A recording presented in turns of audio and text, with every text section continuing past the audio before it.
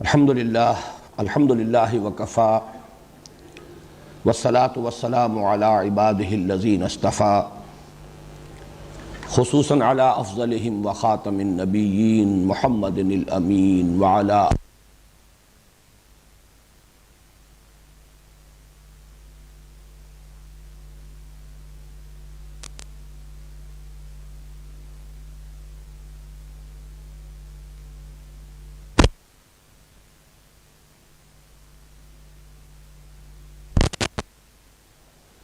فَأَمَّا الَّذِينَ فِي قُلُوبِهِمْ زَيْغٌ فَيَتَّبِعُونَ مَا تَشَابَهَ مِنْهُ ابْتِغَاءَ الْفِتْنَةِ وَابْتِغَاءَ وَمَا يَعْلَمُ تَأْوِيلَهُ إِلَّا اللَّهُ وَالرَّاسِخُونَ فِي الْعِلْمِ يَقُولُونَ مِنْ عِنْدِ رَبِّنَا وَمَا يَذَّكَّرُ إِلَّا أُولُو الْأَلْبَابِ وَقَالَ عَزَّ وَجَلَّ کتاب انزلناہ الیک مبارک لیدبروا آیاتہ ولیتذکر اولو الالباب صدق اللہ العظیم رب اشرح لی صدری ویسر لی امری واحلل عقدۃ من لسانی یفقہوا قولی اللہم ربنا الہمنا رشدنا واعذنا من شرور انفسنا اللہم ارنا الحق حقا وارزقنا اتباعہ وارنا الباطل باطلا وارزقنا اجتنابہ اللہم ارحمنا بالقرآن العظیم واجعلہ لنا اماما ونورا وہدا ورحمہ اللہم ذکرنا منہ ما نسینا وعلمنا منہ ما جہلنا وارزقنا تلاوتہ آناء اللیل وآناء النہار وَاجْعَلْهُ لَنَا حُجَّةً يَا رَبَّ الْعَالَمِينَ آمین۔ تعارف قرآن کے ضمن میں گزشتہ ہفتے 2 نشستوں میں ہم نے 10 عنوانات کے تحت کچھ بنیادی باتوں پر غور کیا۔ اس کا ایک اجمالی جائزہ پھر پیش کر رہا ہوں۔ پہلا عنوان تھا قرآن حکیم کے بارے میں ہمارا اجمالی عقیدہ۔ اس کے ضمن میں ایک بات کا اضافہ کرنا چاہ رہا ہوں کہ عقیدے کا لفظ قرآن اور حدیث کا نہیں ہے۔ یہ من جملہ ان اصطلاحات کے ہے کہ جو بعد میں وضع ہوئی ہیں۔ عقیدہ عقدہ سے بنا ہے، گرہ، اور اس کا صحیح ترجمہ انگریزی میں ہوگا ڈاگما۔ وہ شے جو کوئی انسان مانتا ہے، بلا دلیل مانتا ہے، بلا برہان مانتا ہے۔ واقعہ یہ ہے کہ یہ لفظ اپنی اصل کے اعتبار سے دین اسلام کے ساتھ اور اس کی جو فکری اساس ہے ایمان، اس کے ساتھ مناسبت نہیں رکھتا۔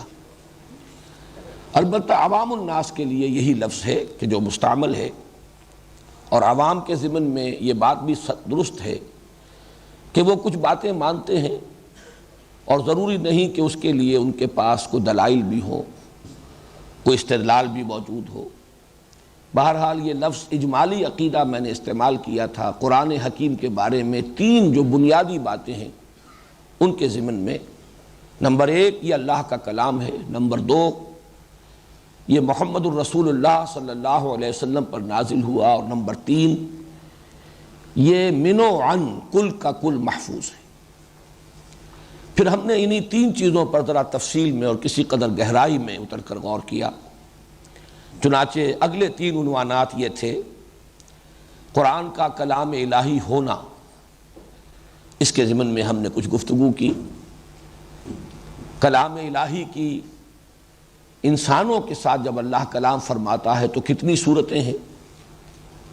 پھر یہ کہ یہ کلام الہی اللہ کی صفت ہے، قدیم ہے۔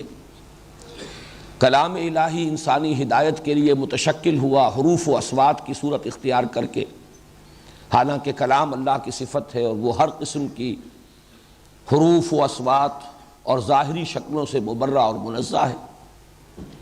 پھر یہ کہ وہ اصل کلام الہی وہ تو لوح محفوظ میں ہے، ام الکتاب میں ہے، کتاب مکنون میں ہے۔ یہ گویا کہ حضور صلی اللہ علیہ وسلم پر نازل ہوا، اور یہ اس کی مصدقہ نقول ہیں جو ہمیں اللہ تعالیٰ کے فضل و کرم سے حاصل ہے۔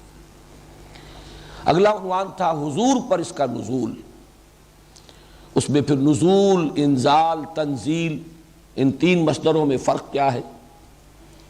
قرآن مجید کے لیے انزال بھی آیا ہے اور تنزیل بھی آیا ہے، ان میں کیا فرق ہے؟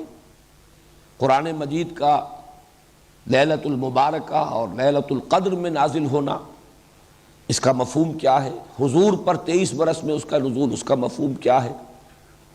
سابقہ کتابوں سے تقابل کریں تو سابقہ کتابوں کی تنزیل یا نزول اور قرآن کے نزول اور تنزیل میں کیا فرق ہے؟ اس پر ہم نے ذرا تفصیلاً غور کیا، اور اس کے ساتھ ساتھ یہ بھی کہ اس کا زمانہ نزول کیا ہے اور علاقہ نزول کیا ہے، تاکہ ٹائم اینڈ سپیس کمپلیکس میں ہمارے ذہن میں خاکہ جم جائے کہ یہ کب اور کہاں نازل ہوا۔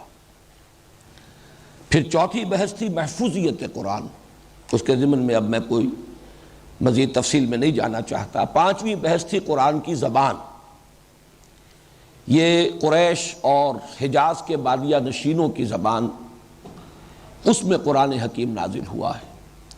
دوسرے قبائل، دوسرے علاقوں کی جو زبانیں تھیں اس کے بھی کچھ الفاظ مستعمل ہیں، لیکن اکثر و بیشتر یہ حجاز کے بادیہ نشینوں کی زبان میں نازل ہوا۔ پھر یہ کہ کچھ الفاظ ایسے بھی ہیں گنتی کے جو معرب ہیں دوسری زبانوں سے، غیر عربی زبانوں سے، وہ عربی میں منتقل ہوئے ہیں اور وہ بھی قرآن حکیم میں مستعمل ہیں، لیکن وہ بھی شاذ ہیں۔ فصاحت اور بلاغت کی یہ معراج ہے، اس میں ایک ملکوتی غنا بھی ہے، ڈیوائن میوزک، اور ایک اہم بات یہ کہ خود عربی زبان پر قرآن حکیم کا ایک بہت بڑا احسان ہے۔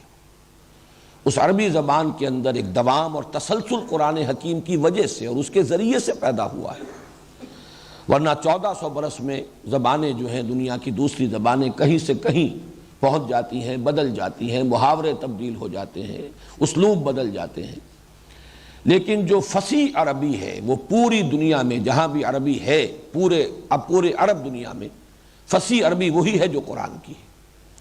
کولوکیل لینگویجز بے شمار ہیں، بہت مختلف ہیں، لہجے مختلف ہیں، علاقائی بولیاں مختلف ہیں، وہ بھی سب عربی ہی کہلاتی ہیں، لیکن وہ عربی مبین، وہ فصیح عربی ہے آج بھی، تصنیف و تالیف کی عربی وہی ہے، اور اہل علم کے مابین جب تبادلہ خیالات ہوتا ہے تو اس کا میڈیم یہی عربی بنتی ہے، گویا کہ اس عربی کو دوام اور تسلسل حاصل ہوا اس قرآن حکیم کی بدولت۔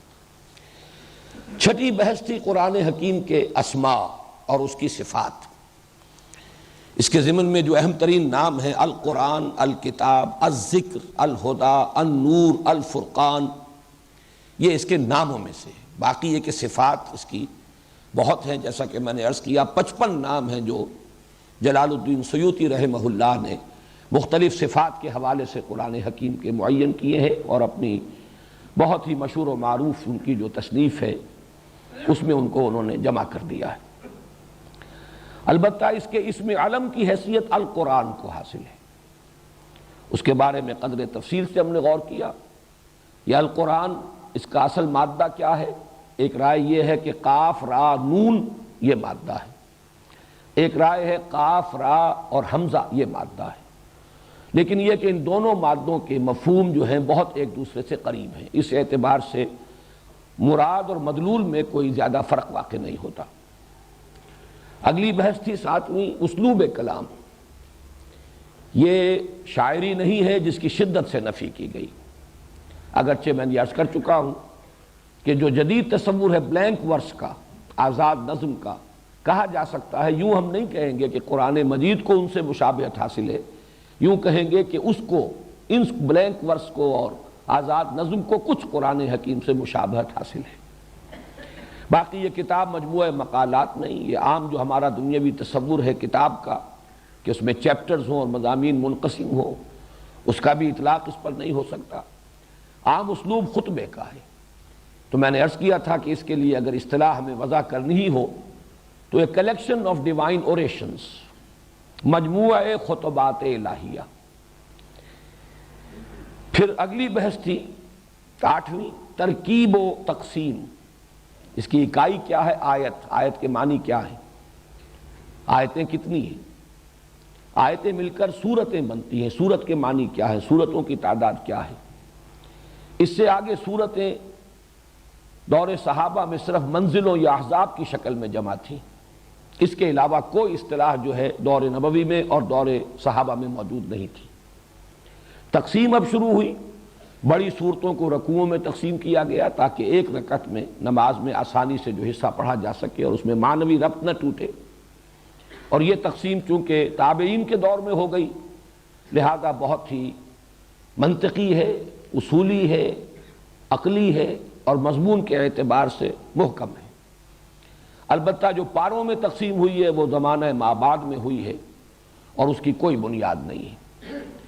حال ہی میں سعودی عرب نے جو بڑے پیمانے پر مصحف شائع کیے اور تقسیم کیے، اس میں انہوں نے احزاب میں تقسیم کیا پاروں کو، کچھ پاروں میں رد و بدل بھی کیا ہے ان کے آغاز اور اختتام میں کہیں کہیں، لیکن یہ کہ ان کو پھر تقسیم کیا 8 حصوں میں اور رکوعوں کی تقسیم انہوں نے ختم کر دی۔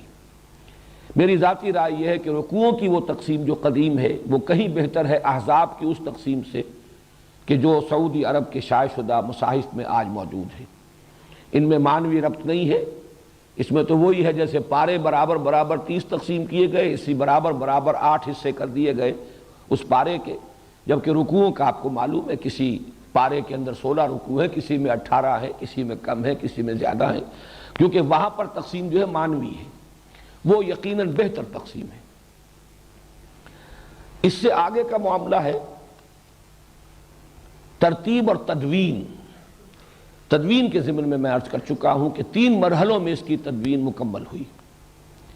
ایک مرحلہ حضور صلی اللہ علیہ وسلم کی حیات طیبہ میں مکمل ہو گیا، لیکن وہ کتابی شکل میں قرآن جمع نہیں ہوا تھا، سینوں میں ترتیب کے ساتھ مدون ہو گیا، حفاظ کے سینوں میں محفوظ تھا۔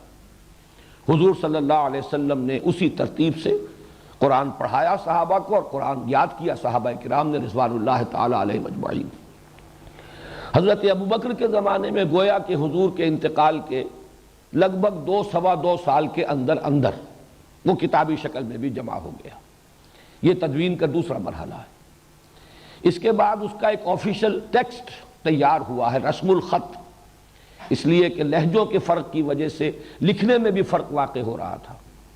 تو حضرت عثمان رضی اللہ تعالی عنہ کے عہد خلافت میں پھر اس کا ایک بورڈ بنا کر باقاعدہ حفاظ کا اور جو ماہرین قرآن تھے صحابہ کرام میں سے جو زیادہ قرآن مجید سے واقف تھے، پھر یہ کہ اس کا ایک آفیشل ٹیکسٹ تیار کر دیا گیا، اسے کہا جاتا ہے مصحف عثمان رضی اللہ تعالی عنہ۔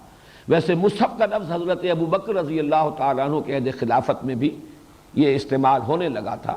جب اس کو جلد کی صورت میں ایک کتاب کی شکل میں مرتب کیا گیا تو سوال پیدا ہوا کہ اسے کیا کہیں، تو مختلف تجویزیں سامنے آئیں، لیکن اس میں جسے شرف قبول حاصل ہوا وہ مصحف ہے۔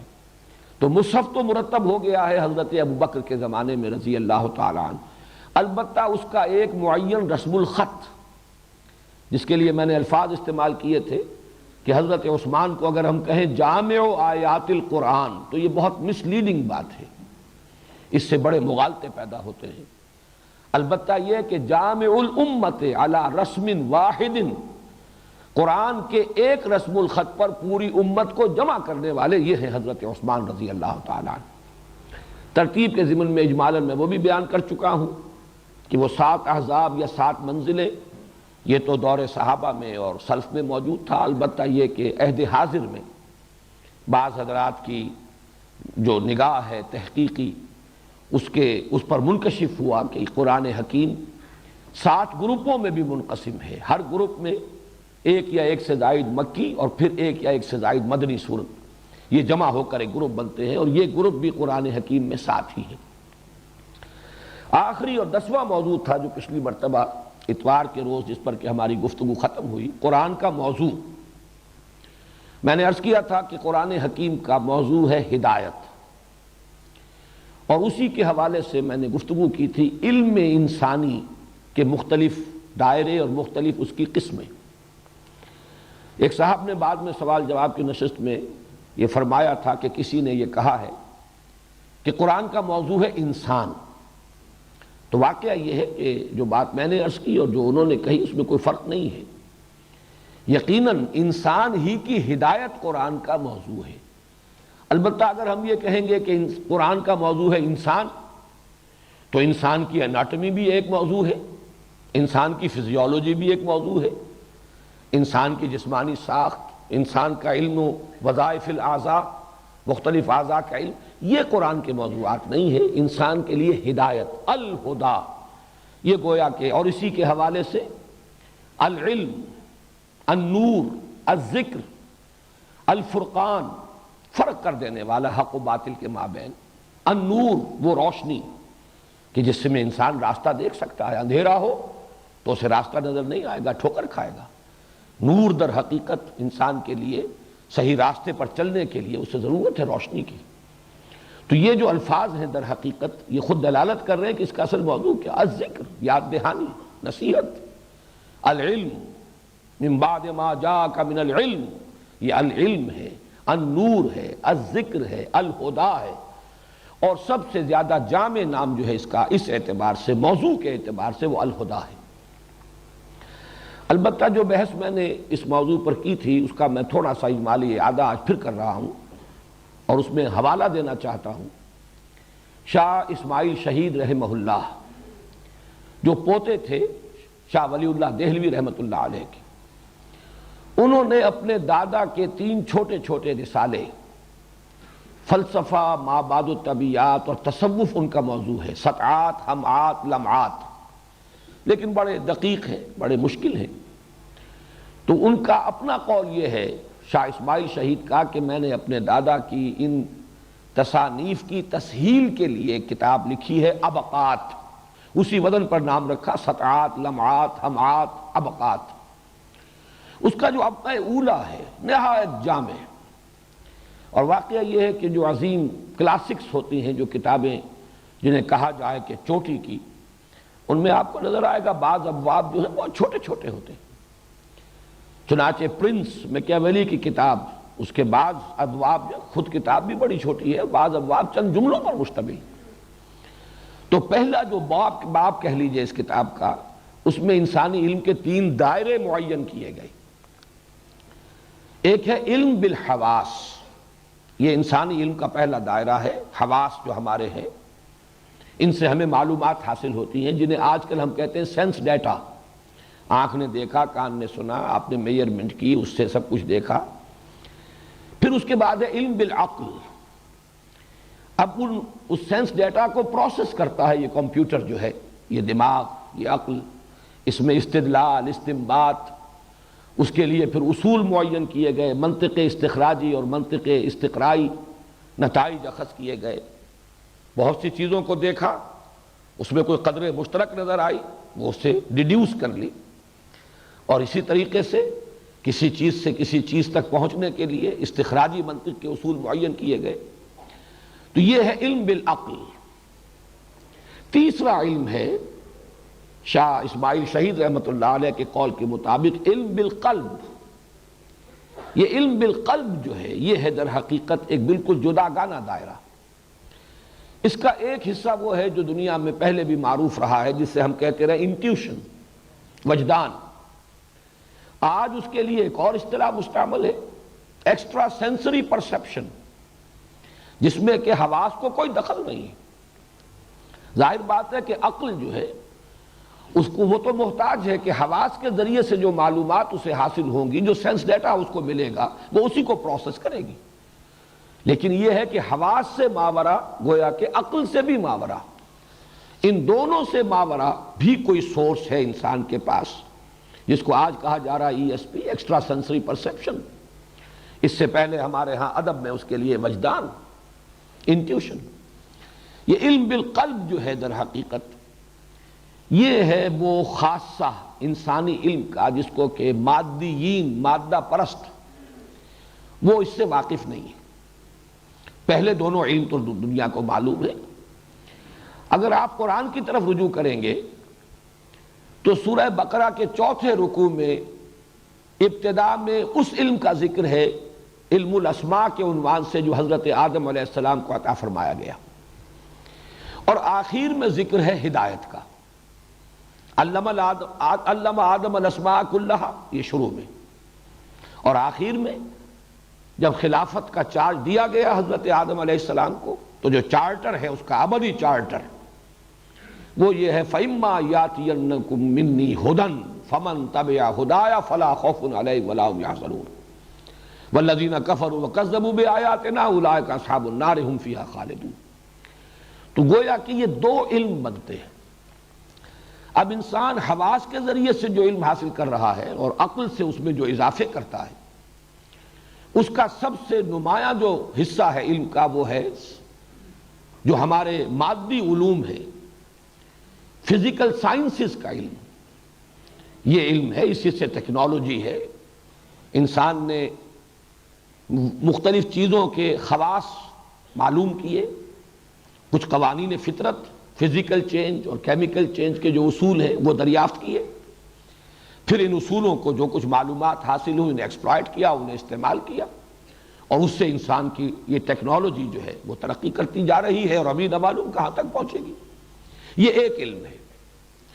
البتہ انسان صرف اس علم پر قانع نہیں رہا، اس لیے کہ اس علم سے تو جزوی علم حاصل ہوتا ہے، بٹ بائی بٹ، ایک ایک جز، قدم بقدم، جبکہ انسان کی ایک ارج ہے، وہ ماہیت معلوم کرنا چاہتا ہے، کائنات کی حقیقت کیا ہے، میری حقیقت کیا ہے، علم کی حقیقت کیا ہے، خیر و شر کی حقیقت کیا ہے۔ ظاہر بات ہے کہ آج سے 1000 سال قبل کے انسان کی معلومات، وہ جو علم بالحواس اور علم بالعقل کا دائرہ ہے، بڑا محدود تھا دائرہ معلومات، لیکن اس چیز کی اس وقت بھی انسان کو ضرورت تھی کہ وہ کوئی رائے قائم کرے، یہ کائنات جس میں میں ہوں اس کی حقیقت کیا ہے، اور میں جو ہوں میری حقیقت کیا ہے، میرا اس کے ساتھ وقت کیا ہے، تعلق کیا ہے، میری زندگی کا آغاز کیا ہے، میری زندگی کا مال کیا ہے، اس سفر کی منزل کون سی ہے آخری۔ یہ چیزیں اگر وہ معین نہیں کرتا تو کیا کروں کیا نہ کروں، کیا کرنا صحیح ہے کیا کرنا غلط ہے، اور یہ انسان کی ضرورت ہے۔ لہذا اس ضرورت کے تحت فلسفہ، یہ گویا کہ جب سے انسان نے سوچنا شروع کیا ہے، یہ فلسفہ بھی شروع ہو گیا کہ جو ان گتھیوں کو سلجھانا چاہتا ہے۔ ان گتھیوں کو سلجھانے کے لیے انسان نے پھر اپنے عقل کے گھوڑے دوڑائے، اپنی منطق کو استعمال کیا۔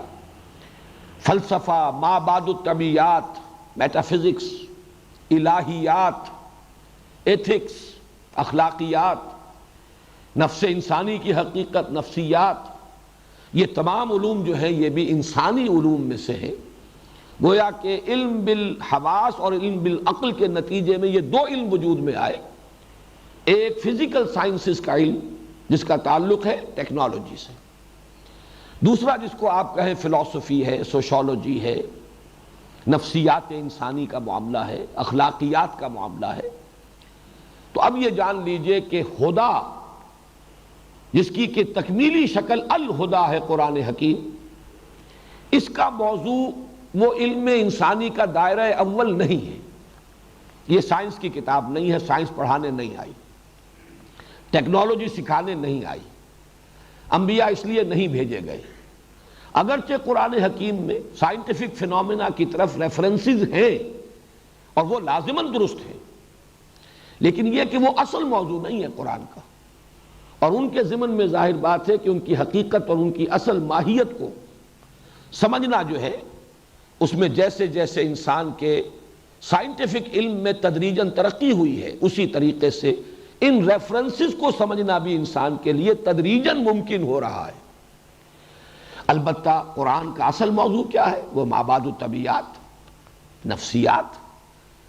قرآن نے جو الہیات اور مابعد الطبیعیات دیے ہیں اس کا ایک مجموعی نام ایمان ہے۔ پھر فکر اور عمل دونوں کے لیے رہنمائی درکار ہے، جیسے کہ کسی راستہ چلنے والے کو ضرورت ہوتی ہے روڈ سائنس کی، روک دیا جائے ادھر نہ جانا، ادھر خطرہ ہے، ڈینجر ہے، یہاں ہلاکت ہے، یہاں ادھر نہ مڑ جانا ادھر جانا۔ اسی طریقے سے انسان کو سفر حیات میں ان کوشنز کی ضرورت ہے، ادھر خطرہ ہے، یہ شے تمہارے لیے ممنوع ہے، یہ حرام ہے، یہ نقصان دہ ہے، اس میں ہلاکت ہے، چاہے تمہیں نظر نہیں آ رہی ہلاکت، لیکن ادھر جاؤ گے تو تمہارے لیے ہلاکت ہے۔ تو در حقیقت یہ ہے اصل موضوع قرآن حکیم کا۔ میں تفصیل سے عرض کر چکا ہوں پچھلی مرتبہ کہ سائنٹیفک فنومینا کے بارے میں اصولی بات جان لینی چاہیے کہ وہ قرآن کا اصل موضوع نہیں ہے، البتہ جو بھی ریفرنسز ہیں وہ 100% درست ہیں، جس کے لیے میں نے مورس بکائی اور وہ ایمبریولوجسٹ کیتھ ایلمور، ان کا میں نے خاص طور پر حوالہ دیا تھا۔ اب اس کے بعد آئیے ہم آگے چل رہے ہیں۔ ہمارا آج کا اصل موضوع ہے فہم قرآن کے اصول۔ فہم قرآن کے اصول کے تحت مجھے قرآن کے اصول تفسیر بیان کرنا مطلوب نہیں ہے، اس لیے کہ وہ اپنی جگہ پر ایک بہت بڑا موضوع ہے۔ آپ یوں کہہ سکتے ہیں کہ قرآن مجید کا مطالعہ اور اس مطالعے کے ضمن میں چند اصولی، انہیں ہدایات کہیں، اشارات کہیں، وہ ہے جو میری آج کی گفتگو کا موضوع ہے، اور اس کے لیے میں نے 7 ذیلی عنوان معین کیے ہیں۔ آج اگر یہ بیان مکمل ہو جائے تو میں کافی سمجھوں گا، اور پھر کچھ اور موضوعات بھی تعارف قرآن کے ضمن میں باقی رہ جائیں گے جو انشاءاللہ ہم کل مکمل کریں گے۔ سورہ فاتحہ کے درس کی نوبت جو ہے وہ انشاءاللہ اب اگلے ہفتے آئے گی۔ سب سے پہلے یہ کہ قرآن مجید کا اسلوب استدلال کیا ہے۔ قرآن کے ہر طالب علم کو یہ جاننا چاہیے کہ قرآن کا اسلوب استدلال، اگرچہ فلسفہ اس کا موضوع ہے، لیکن اس کا اسلوب استدلال منطقی نہیں ہے، اس لیے کہ جس فلسفے سے انسان واقف ہے اس کی بنیاد منطق ہے۔ یہ تو کہا جا سکتا ہے کہ پہلے استخراجی منطق تھی، کل کی کل ڈیڈکٹیو لاجک، اب جو ہے انڈکشن بھی ہے، انڈکٹیو لاجک بھی ہے، استقراء بھی ہے، لیکن قرآن حکیم سے اگر کچھ مناسبت ہے تو استقراء کو تو ہے، انڈکشن کو تو ہے۔ وہ جو جس سے کہ ہمارے فلاسفہ اور متکلمین جس سے اعتناء کرتے رہے ہیں، ڈیڈکٹیو لاجک، استخراجی منطق، قرآن مجید نے اس کو سرے سے اختیار نہیں کیا، بلکہ واقعہ یہ ہے کہ بہت ہی ایک طرح سے کہا جا سکتا ہے کہ زیادتی بھی ہوئی، اگرچہ وہ ایک دور کا ایک تقاضا تھا، اس کو پورا کرنے کی ہمارے متکلمین نے کوشش کی، لیکن اس سے واقعہ یہ ہے کہ کوئی زیادہ فائدہ نہیں پہنچ پایا۔ ایمانی حقائق کو جب استخراجی منطق کے ذریعے سے ثابت کرنے کی کوشش کی گئی تو یقین کم اور شک زیادہ پیدا ہوا۔ اس ضمن میں کانٹ کی بات آخری ہے، علامہ اقبال نے بھی اپنے خطبات کا آغاز اسی کے حوالے سے کیا کہ اس نے ثابت کر دیا اور حتمی طور پر ثابت کر دیا کہ کسی منطقی دلیل سے خدا کا وجود ثابت نہیں کیا جا سکتا۔ منطق میں آپ ایک دلیل لائیں گے اللہ کی ہستی کے لیے، اس بات کے لیے، دوسری دلیل منطق کی اسے کاٹ دے گی، منطق کو کاٹ دیتی۔ لہذا قرآن کا اسلوب جو ہے، اگرچہ اس نے کہیں کہیں منطق کو بھی استعمال کیا ہے، لیکن وہ بھی منطقی اصطلاحات میں نہیں۔ قرآن مجید کا اسلوب استدلال ہے فطری۔ اس سے مراد کیا ہے؟ اس فطری استدلال کے لیے ایک اور لفظ بھی میں استعمال کر رہا ہوں، خطابی انداز، جس کو بعض فلاسفہ اور اہل منطق جو ہے استحقاراً یہ لفظ استعمال کرتے ہیں، خطابی دلیل ہے۔ یہ خطابی دلیل در حقیقت کسے کہتے ہیں؟ جیسے کہ میں نے عرض کیا تھا کہ ایک خطیب ہے، خطیب جب خطبہ دیتا ہے تو جہاں وہ عقلی دلائل دیتا ہے وہاں جذبات سے بھی اپیل کرتا ہے۔ یہ جو اس کے اندر اس کے پروفاؤنڈنس پیدا ہوتی ہے خطبے میں۔ ایک لیکچر ہے، اس لیکچر میں زیادہ تر جو ہے دار و مدار اور انحصار ہوتا ہے منطق پر، دلیل پر، جو عقل کو قائل کر سکے۔ لیکن خطیب، اگر شعلہ بیان خطیب ہے، وہ انسان کے جذبات کو بھی اپیل کرتا ہے۔ اس کو کہا جاتا ہے خطابی دلیل۔ خطبے سے خطابی دلیل، یہ لفظی جو مناسبت ہے وہ بھی ذہن میں رکھ لیجئے۔ تو واقعہ یہ ہے کہ یہ خطابی انداز اور خطابی استدلال قرآن حکیم نے استعمال کیا ہے، لیکن اس کی اصل بنیاد کیا ہے؟ کہ انسان کی جو فطرت ہے، جو بیسک نیچر ہے، اس میں کچھ حقائق موجود ہیں، ان حقائق کو ابھارنا مقصود ہے۔ انسان کو آمادہ کیا جائے کہ ذرا اپنے من میں ڈوب کر پا جا سراغ زندگی۔ یہ عقل اور منطق جو ہے بڑا، اس کا دائرہ محدود ہے، تنگ ہے۔ اپنے اندر جھانکو، اپنے من میں ڈوب کر پا جا سراغ زندگی۔ تو انسان کے اندر صرف عقل ہی نہیں ہے، کچھ اور بھی ہے۔ غافل تو نرا صاحب ادراک نہیں ہے نور تجلی بھی اسی خاک میں پنہاں، کوئی اور شے بھی ہے، اس شے کو اپیل کرنا تاکہ انسان فطرت کی بنیاد پر اپنے اندر جھانکے اور محسوس کرے کہ ہاں یہ ہے، چاہے دلیل اس کے لیے کوئی منطقی دلیل پیش نہ کی جا سکتی ہے۔ یہ ہے در حقیقت قرآن کا فطری طرز استدلال۔ جیسے کہ کسی کی آنکھوں میں آنکھیں ڈال کر اس سے کوئی بات جو ہے وہ کہہ رہا ہے کچھ اور، لیکن اسے توجہ دلائی جائے، ذرا غور کرو، ذرا سوچو، اپنے اندر جھانکو۔ میں اس کی ایک مثال دے رہا ہوں، جیسے سورہ ابراہیم کی آیت نمبر 10 میں فرمایا گیا اَفِي اللَّهِ شَكٌّ فَاطِرِ السَّمَاوَاتِ وَالْأَرْضِ، کیا اللہ کی ہستی میں کوئی شک ہے جو آسمانوں اور زمین کا پیدا کرنے والا ہے؟ اب یہاں کوئی منطقی دلیل تو نہیں، لیکن یہ کہ آمادہ کیا جا رہا ہے، جھانکو اپنے اندر، تمہیں اپنے اندر ثبوت ملے گا، تمہیں اپنے اندر شہادت ملے گی۔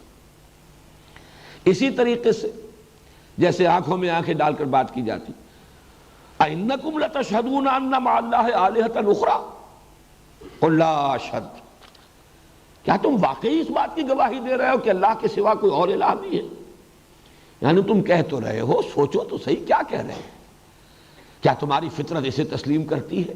اپنے باطن میں جھانکو، کیا تمہارا دل اس کی گواہی دیتا ہے؟ اَإِنَّكُمْ لَتَشْهَدُونَ، حالانکہ ظاہر بات ہے وہ مدعی تھے، وہ اپنے ان معبودان باطل کے لیے کٹ مرنے کو تیار ہے، جانے دینے کو تیار ہے، لیکن یہ کہ یہ ایک ڈوگما ہے، عقیدہ ہے، متوارث ہے، چلا آ رہا ہے، ہمارے باپ دادا کی ریت ہے، روایت ہے، ہمارا قومی کریڈ ہے، نیشنل کریڈ ہے، یہ ساری اس کے حوالے سے لوگ ان چیزوں کو مانتے ہیں، تو ذرا انہیں آمادہ کیا جائے۔ اَإِنَّكُمْ لَتَشْهَدُونَ، کیا واقعی تم اس کی گواہی دیتے ہو اَنَّ مَعَ اللَّهِ آلِهَةً أُخْرَىٰ؟ اب یہ جو انداز ہے تو قرآن گویا کہ انسان کی فطرت کے اندر جو شے مضمر ہے اسی کو ابھار کر باہر لانا چاہتا ہے۔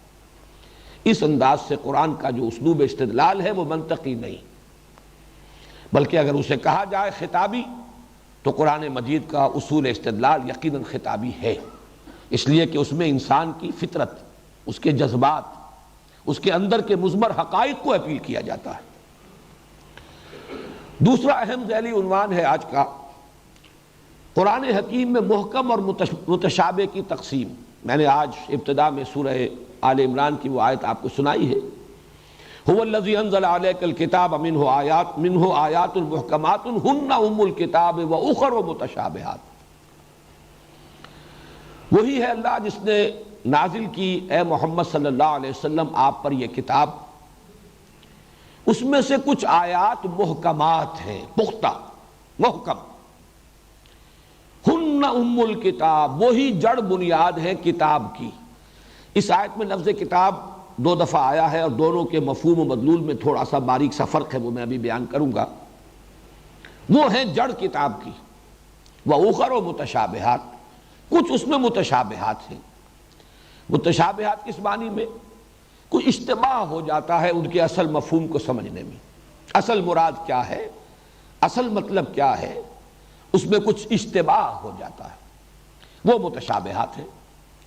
فرمایا فَأَمَّا الَّذِينَ فِي قُلُوبِهِمْ زَيْغٌ فَيَتَّبِعُونَ مَا تَشَابَهَ مِنْهُ ابْتِغَاءَ الْفِتْنَةِ وَابْتِغَاءَ تَأْوِيلِهِ، تو وہ لوگ کہ جن کے دلوں میں کجی ہے، وہ ان متشابہ آیات کے پیچھے پڑ جاتے ہیں، اسی پر غور و فکر، اسی کی کھود کرید، اسی کی بال کی کھال اتاری جا رہی ہے، اور اس کا نتیجہ کیا نکلتا ہے؟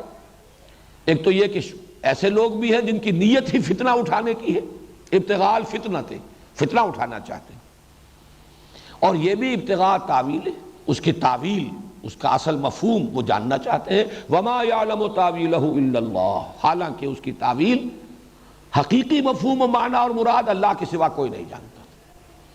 والراسخون فی العلم، اور جو علم میں پختگی کے حامل ہیں، یقولون آمنا بہ کل من عند ربنا، وہ کہتے ہیں کہ ہم ایمان رکھتے ہیں اس پوری کتاب پر، محکمات پر بھی، متشابہات پر بھی، یہ سب ہمارے رب کی طرف سے ہے۔ وما یذکر الا اولو الالباب، لیکن یہ نصیحت اور یہ تذکر نہیں حاصل کرتے مگر وہی جو ہوش مند ہے، عقل مند ہے۔ اللہ تعالی ہمیں ان عقل مندوں میں، ہوش مندوں میں شامل کرے، راسخون فی العلم میں ہمارا شمار ہو۔ لیکن اگر ہم یہ چاہتے ہیں تو جاننا چاہیے یہ محکم اور متشابہ سے مراد کیا ہے، فرق کیا ہے ان میں۔ اس اعتبار سے میں عرض کروں گا کہ محکم قطعی وہ محکم کہ جن کے محکم ہونے میں نہ پہلے کوئی شبہ ہو سکتا تھا، نہ اب ہوگا، نہ کبھی آئندہ ہوگا، وہ تو قرآن حکیم کے اوامر و نواہی ہیں، ڈوز اینڈ ڈونٹس، یہ کرو یہ مت کرو، یہ حرام یہ حلال، یہ جائز یہ ناجائز، یہ پسندیدہ یہ ناپسندیدہ، یہ اللہ کو پسند اور یہ اللہ کو ناپسند۔ یہ جو عملی حصہ ہے قرآن کا در حقیقت اصل محکمات وہی ہیں۔ یہی وجہ ہے میں توجہ دلا رہا ہوں کہ یہ کتاب کا لفظ اس آیت میں آیا ہے 2 مرتبہ۔ پہلے آیا ہے بحیثیت مجموعی پوری کتاب، پورا قرآن، هو الذی انزل علیک الکتاب منہ آیات محکمات ہن ام الکتاب۔ یہ دوسری مرتبہ جو لفظ کتاب آیا ہے وہ اسی مفہوم میں ہے کہ کتاب کا لفظ خاص طور پر قرآن مجید کا جو عملی ہدایات پر مشتمل حصہ ہے اس کے لیے یہ مخصوص ہے۔ جہاں کوئی شے واجب کی جاتی ہے، کتب علیکم القتال، کتب علیکم الصیام، کتب علیکم اذا حضر احدکم الموت ان ترک خیرا للوصیہ، واجب لازم کر دیا گیا، ان الصلاۃ کانت علی المؤمنین کتابا موقوتا، ولا تعزموا عقدۃ النکاح حتی یبلغ الکتاب اجلہ۔ کتاب یہاں مراد ہے وہ حکم جو دیا گیا ہے، جب تک کہ عدت پوری نہ ہو جائے اس وقت تک اب دوسرا نکاح جو ہے اس کے لیے عقدہ نکاح نہیں باندھا جائے گا جب تک کہ وہ عدت نکاح جو اس کا قانون ہے اس کا تقاضا پورا نہ ہو جائے۔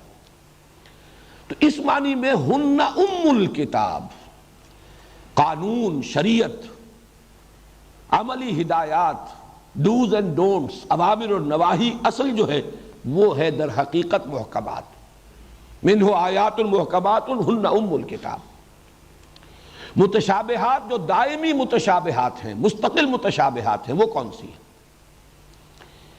عالم غیب اور اسی کے ضمن میں عالم برزخ اور عالم آخرہ۔ عالم غیب میں عالم ارواح ہے اس وقت بھی، یہ بھی ہماری نگاہوں سے اوجھل ہے۔ عالم ارواح ملائکہ کا عالم، پھر جس کے لیے ایک اور اصطلاح بھی شاہ ولی اللہ نے استعمال کی، عالم امثال، یا عالم برزخ یا عالم آخرہ، یہ سب در حقیقت وہ دائرہ ہے کہ جس کی حقیقتوں کو کما حق ہو، جیسی کہ وہ ہیں، کما ہیا، سمجھنا ہمارے لیے اس زندگی میں محال ہے، ناممکن ہے۔ ان کا ایک علم دیا جانا ضروری تھا۔ وہ مابعد الطبیعات ایمانیہ جو ہے اس کے لیے ضروری ہے کہ اس کا ایک اجمالی خاکہ تو ہو۔ مرنا ہے، مرنے کے فوراً بعد عالم برزخ میں یہ کچھ ہونا ہے، پھر بعث بعد الموت ہے، حشر و نشر ہے، پھر حساب کتاب ہے، جنت ہے، دوزخ ہے، اس کی حقیقتوں کا ایک اجمالی علم نہ ہو تو ہماری جو بنیادی ضرورت ہے، انسان کو جو فلسفہ چاہیے، جو ورلڈ ویو چاہیے، جو ویلٹن شوؤنگ چاہیے، وہ تو اس کو فراہم نہیں ہوگا۔ تو دینا بھی ضروری ہے، لیکن ان کی اصل حقیقتوں تک، ان کی کنہ تک رسائی اس دنیا میں رہتے ہوئے اس زندگی میں ہمارے لیے ممکن نہیں۔ لہذا ان کا جو علم دیا گیا ہے وہ آیات متشابہات ہیں، اور وہ دائماً رہیں گی۔ وہ تو جب اس عالم میں آنکھ کھلے گی تب اصل حقیقت معلوم ہوگی، یہاں معلوم ہو ہی نہیں سکتی۔ البتہ ایک دوسرا دائرہ ہے متشابہات کا جو تدریجاً متشابہ سے محکم کی طرف آ رہا ہے۔ یہ میں چاہتا ہوں، چونکہ میں نے آج پھر اسی لیے تفصیل سے وہ قرآن کے موضوع پر دوبارہ وہ ساری باتیں جو ہیں دہرائیں، وہ دائرہ کہ جو فزیکل فینومینا سے متعلق ہے۔ آج سے 1000 سال پہلے اس کا دائرہ بہت وسیع تھا، آج اس کا دائرہ کچھ محدود ہوا ہے، کم ہوا ہے۔ اب بھی بہت سے حقائق ہیں جنہیں ہم نہیں جان سکتے۔ 7 آسمانوں کی کیا حقیقت ہے آج تک ہمیں معلوم نہیں۔ ہو سکتا ہے کچھ اور آگے چل کر ہمارا یہ فزیکل سائنسز کا علم اس حد تک پہنچ جائے کہ آنکھ کھل جائے کہ ٹھیک ہے، یہ ہے وہ بات جو قرآن نے کہی تھی 7 آسمانوں کے ضمن میں۔ لیکن اس وقت یہ ہمارے لیے متشابہات میں سے ہے۔ لیکن یہ کہ اس سے پہلے ایک آیت کل فی فلک یسبحون، ہر شے تیر رہی ہے، ہر شے حرکت میں ہے۔ اب اس کو انسان نہیں سمجھ سکتا تھا، لیکن یہ کہ آج یہ حقیقت محکم ہو کر سامنے آ چکی ہے۔ آپ ذرے کا دل چیریں گے، وہ لہو خورشید کا ٹپکے اگر ذرے کا دل چیرے، اگر آپ سولر سسٹم کو لیں تو ہر چیز حرکت میں ہے، گلیکسی کو دیکھیں تو وہ ہر شے حرکت میں ہے، گلیکسیز ایک دوسرے سے بھاگ رہی ہے، فاصلہ بڑھتا چلا جا رہا ہے، حرکت میں ہے۔ ذرے میں آئی ہے تو وہ نیوٹرونز اور الیکٹرونز اور پروٹونز حرکت میں، ہر شے حرکت میں۔ تو گویا کہ وہ بات کل فی فلک یسبحون آج سے کچھ عرصے قبل وہ گویا کہ متشابہات کے دائرے میں تھی، آج وہ محکمات کے دائرے میں آ چکی۔ اور بہت سے وہ حقائق جو ابھی تک معلوم نہیں، جو سائنٹیفک حقائق ہیں، اس کے لیے جو ریفرنسز قرآن حکیم میں ہیں، وہ گویا آج کے اعتبار سے وہ متشابہات میں ہوں گی۔ لیکن یہ کہ تدریجاً جب یہ انسان کا وہ علم، سائنٹیفک علم، فزیکل سائنسز کا علم بڑھے گا تو گویا کہ رفتہ رفتہ وہ متشابہات کے دائرے سے نکل کر اور وہ محکمات کے دائرے میں آ جائیں گے۔ البتہ اصل محکم اوامر اور نواہی، اور وہی در حقیقت ہن ام الکتاب، ہدایت عملی تو اسی پر مشتمل ہے۔ سود حرام، چاہے تمہاری سمجھ میں آئے نہ آئے، حرام، وہ مضر ہے، وہ فساد ہے، تمہارے پورے نظام کو تلپٹ کر دینے والی شے ہے۔ تو اوامر و نواہی یہ ہے مستقل اور اصل محکمات، ہن ام الکتاب۔ متشابہات جو دائمی ہے، مستقل ہے، وہ عالم غیب، عالم برزخ اور عالم آخرہ کے حقائق، جو کہ وہیں جا کر وہاں پہنچ کر ہی اصل حقیقت ان کی منکشف ہوگی۔ لیکن یہ کہ درمیان میں وہ جو معاملات ہیں تدریجاً سائنسی حقائق جو ہیں جن کا انکشاف ہو رہا ہے تدریج کے ساتھ، تو گویا کہ وہ متشابہات کی فہرست سے نکل کر محکمات کے دائرے میں آ رہے ہیں۔ تیسرا عنوان ہے تفسیر اور تعویل کا فرق۔ یہ 2 الفاظ ہیں۔ ابھی ہم نے جو آیت پڑھی ہے اس میں وَمَا يَعْلَمُ تَعْوِيلَهُ إِلَّا اللَّهُ، اس کی تعویل کو نہیں جانتا مگر اللہ، کوئی نہیں جانتا۔ تفسیر کا لفظ بھی قرآن مجید میں سورۃ الفرقان میں آیا ہے وَلَا يَأْتُونَكَ بِمَثَلٍ إِلَّا جِئْنَاكَ بِالْحَقِّ وَأَحْسَنَ تَفْسِيرًا، لیکن یہ تفسیر کا لفظ ایک ہی مرتبہ آیا ہے قرآن میں۔ تعویل کا لفظ جو ہے وہ 17 بار آیا ہے، اور اس کے کچھ اور بھی مفاہیم ہیں، کچھ اور چیزوں پر بھی اس کا اطلاق ہوا ہے قرآن کے علاوہ۔ ان میں فرق کیا ہے؟ عام طور پر یہ خیال ہے کہ تفسیر جو ہے زیادہ الفاظ، ان کا مادہ، کہاں سے مشتق ہیں، اب کس شکل میں ہے، کیا مفہوم ہے، زیادہ تر تفسیر کا تعلق اس سے ہے۔ ویسے تفسیر فا سین را کہا گیا ہے کہ یہ سین فا را، صفر جس سے بنا ہے، جس کا مفہوم روشنی بھی ہے، کتاب بھی ہے، تو یہ گویا کہ اسی کی مقلب شکل ہے، وہی حروف جو ہے ذرا آگے پیچھے ہو گئے، لفظ ایک ہی ہے، کھولنا کسی شے کا، کسی چیز کو روشن کر دینا۔ لیکن زیادہ تر یہ مفردات سے متعلق، الفاظ سے متعلق، اور تعویل جو ہے وہ بحیثیت مجموعی کلام کا اصل مدلول، اس سے مراد کیا ہے، اس سے اصل مقصود کیا ہے، اس کی اصل حقیقت کیا ہے۔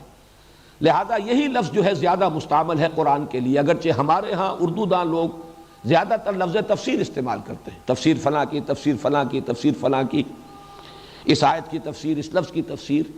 لیکن زیادہ جو قرآن کی اصطلاح ہے اور حدیث میں بھی جو لفظ آیا ہے، اس لیے کہ حضور صلی اللہ علیہ وسلم کی دعا منقول ہے حضرت عبداللہ ابن عباس کے لیے رضی اللہ تعالی عنہما، اللہم فقہہ فی الدین وعلمہ التاویل، اے اللہ اس نوجوان کو دین کا فہم اور تفقہ عطا فرما اور تعویل کا علم عطا فرما۔ تعویل، اصل حقیقت کو پا لینا، کلام کے اصل مراد، اصل مطلوب، اصل مدلول، اصل مفہوم تک پہنچ جائے انسان۔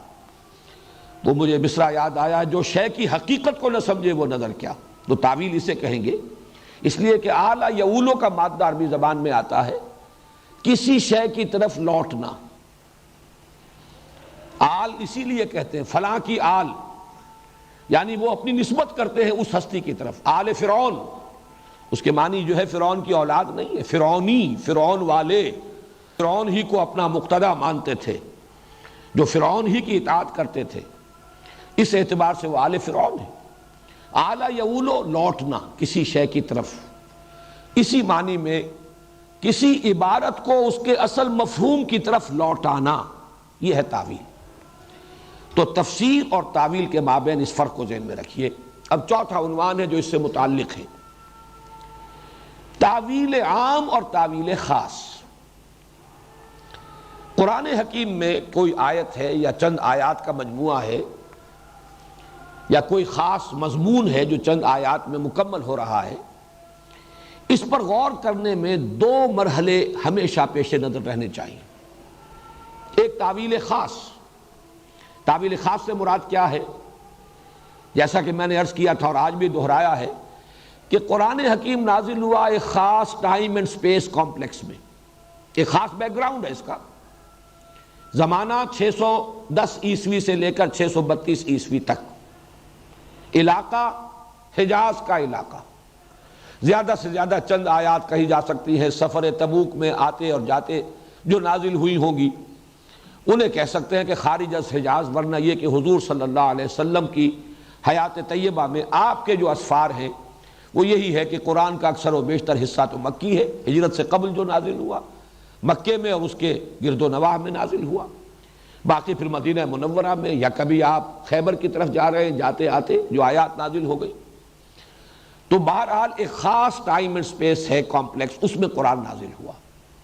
اور ظاہر بات ہے کہ اس علاقے میں جو لوگ آباد تھے ان کے عقائد کیا تھے، ان کے نظریات کیا تھے، ان کی معاشرت کیا تھی، ان کی ذہنی سطح کیا تھی، یہ اگر ملحوظ نہ رکھی جاتی یہ تمام چیزیں تو ان تک ابلاغ ہو ہی نہیں سکتا تھا. اگر انہیں فلسفہ پڑھانا شروع کر دیا جاتا، جبکہ وہ غیر فلسفی قوم تھے، وہ تو امی تھے، پڑھے لکھے لوگ بھی نہیں تھے، اگر انہیں سائنس پڑھانی شروع کر دی جاتی تو ظاہر بات ہے وہ باتیں ان کے سروں کے اوپر سے گزر جاتی. وہ تو ان کے وجود میں پیوست ہو گئی آیات قرآن کی. وہ اس لیے کہ کوئی بیریئر نہیں تھا، ڈائریکٹ کمیونیکیشن، از دل خیزت بر دل ریزت. اس اعتبار سے پورے قرآن کا ایک شان نزول کہیے، ویسے شان نزول کا لفظ آتا ہے کسی خاص آیت کا کہ یہ اس واقعے پر نازل ہوئی، اس شخص سے متعلق نازل ہوئی، لیکن یہ کہ میں اس وقت عرض کر رہا ہوں کہ وہ جو میں نے آپ کے سامنے ایک نقشہ رکھا 610 عیسوی سے 632 عیسوی تک اور حجاز کا علاقہ، یہ گویا کہ یہ ٹائم اینڈ سپیس ایک مجموعی شان نزول ہے قرآن حکیم کی. اس میں نازل ہوا، وہاں کے حالات، اس عرصے کے واقعات، اس میں تدریجاً جو تبدیلی ہوئی حالات میں، پھر کون لوگ اس کے مخاطب تھے، وہ مکے والوں کے کیا عقائد تھے، کیا ان کی رسمیں تھیں، کیا ریتیں تھیں، کیا نظریات تھے، کیا مسلمات تھے ان کے نزدیک، کیا ان کی دلچسپیاں تھیں. یہ گویا کہ مجموعی طور پر قرآن کو جب آپ اس کانٹیکسٹ میں رکھیں گے، اس کانٹیکسٹ میں رکھ کر جب اس پر غور کریں گے تو یہ تعویل خاص ہوئی. اسی کو جب آپ مزید تفصیل میں جائیں گے، یہ واقعہ اس وقت نازل ہوا، یہ آیت اس وقت نازل ہوئی، فلاں واقعے پر نازل ہوئی، وہ واقعہ اس کے پس منظر میں ہے، یہ شان نزول ہے. اس کے اعتبار سے بھی تعویل خاص یعنی قرآن مجید کی کسی آیت یا چند آیات پر غور کرتے ہوئے اولاً اس کو اس کانٹیکسٹ میں رکھ کر غور کرنا.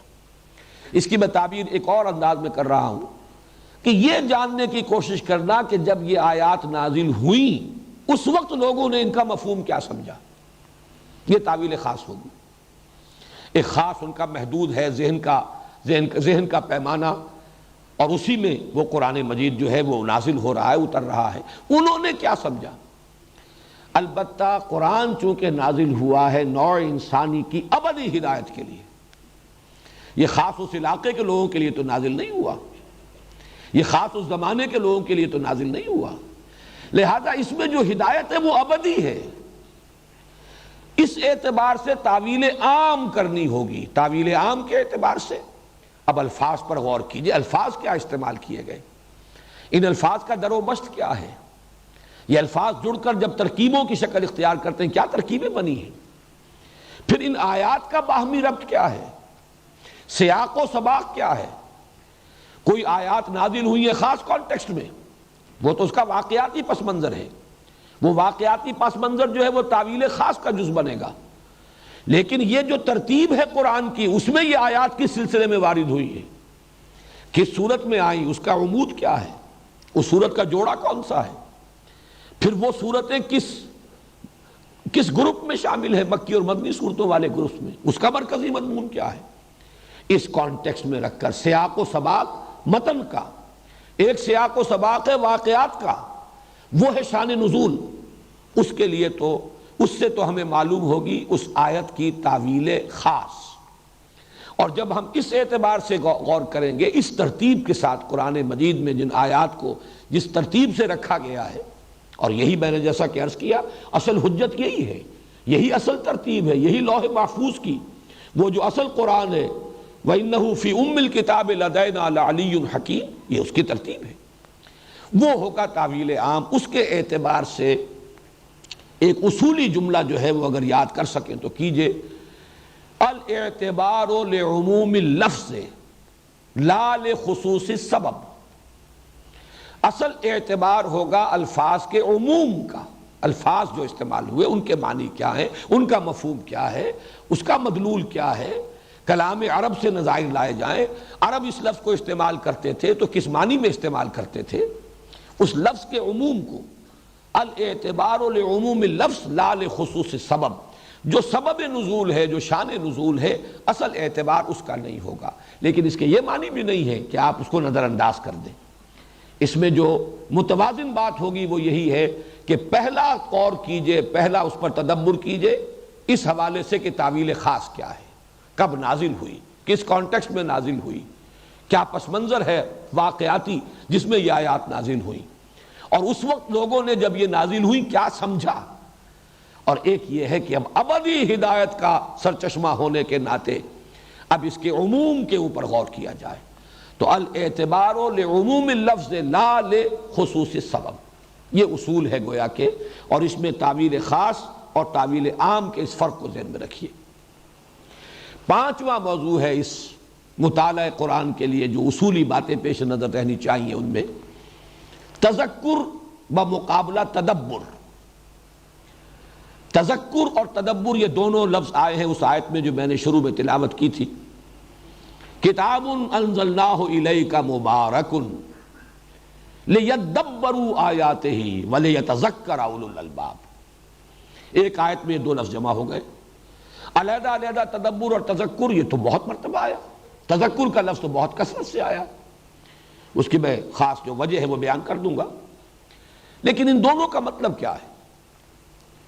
ایک سطح ہے قرآن حکیم سے ہدایت اخذ کر لینا، نصیحت اخذ کر لینا، جو اصل حاصل ہے وہ لے لینا، جس کو کہ مولانا روم نے کہا ماذ قرآن مغز ہا برداشتے، جو اصل مغز ہے وہ تو ہم نے لے لیا۔ قرآن کا اصل مغز کیا ہے؟ ہدایت۔ اس کے لیے جو لفظ استعمال کرتا ہے قرآن اس مرحلے پر، ہدایت کا یہ مرحلہ تذکر، اور تذکر بنا ہے لفظ ذکر سے، تذکر کہتے ہیں یاد دہانی۔ اب اس کا تعلق پھر اسی بات سے ہو جائے گا جو میں قرآن کے اسلوب استدلال کے بارے میں عرض کر چکا ہوں، کہ بنیاد یہ ہے کہ قرآن مجید جن اصل حقائق کی طرف رہنمائی کرتا ہے، جو ما بعد طبیعتی حقیقتیں ہیں، جن حقیقتوں کی طرف رہنمائی کرتا ہے وہ فطرت انسانی میں مضمر ہیں، صرف یہ کہ ذہول ہے، نسیان ہے، پردے پڑ گئے۔ جیسے آپ کو کوئی بات کبھی معلوم تھی لیکن بہت عرصہ گزر گیا، اب ادھر دھیان نہیں ہوا، وہ کہیں آپ کے یادداشت کے ذخیرے میں کہیں گہری اتر گئی ہے، اب کبھی یاد نہیں آتی۔ کوئی آپ کا دوست تھا، کسی زمانے میں بڑی گاڑی چلتی تھی، صبح و شام ملاقاتیں تھیں، اب بہت طویل عرصہ ہو گیا، اب کبھی اس کی یاد نہیں آئی۔ یہ نہیں کہ وہ آپ کو یاد نہیں رہا، معلوم نہیں رہا، لیکن یہ کہ ذہن ادھر نہیں ہے، ذہول ہے، نسیان ہے، توجہ ادھر نہیں ہے، کبھی ادھر ذہن منتقل ہی نہیں ہوتا۔ لیکن اچانک کسی روز آپ اپنا ٹرنک کھولتے ہیں تو اس میں سے کوئی رومال، کوئی قلم جو کبھی اس نے دیا ہو آپ کو، وہ اگر برآمد ہو گیا، فوراً آپ کو اپنا دوست یاد آ جائے گا۔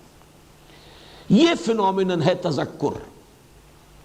تذکر جو ہے وہ تعلم نہیں ہے، تعلم کہیں گے کوئی علم حاصل کرنا، نئی بات جاننا۔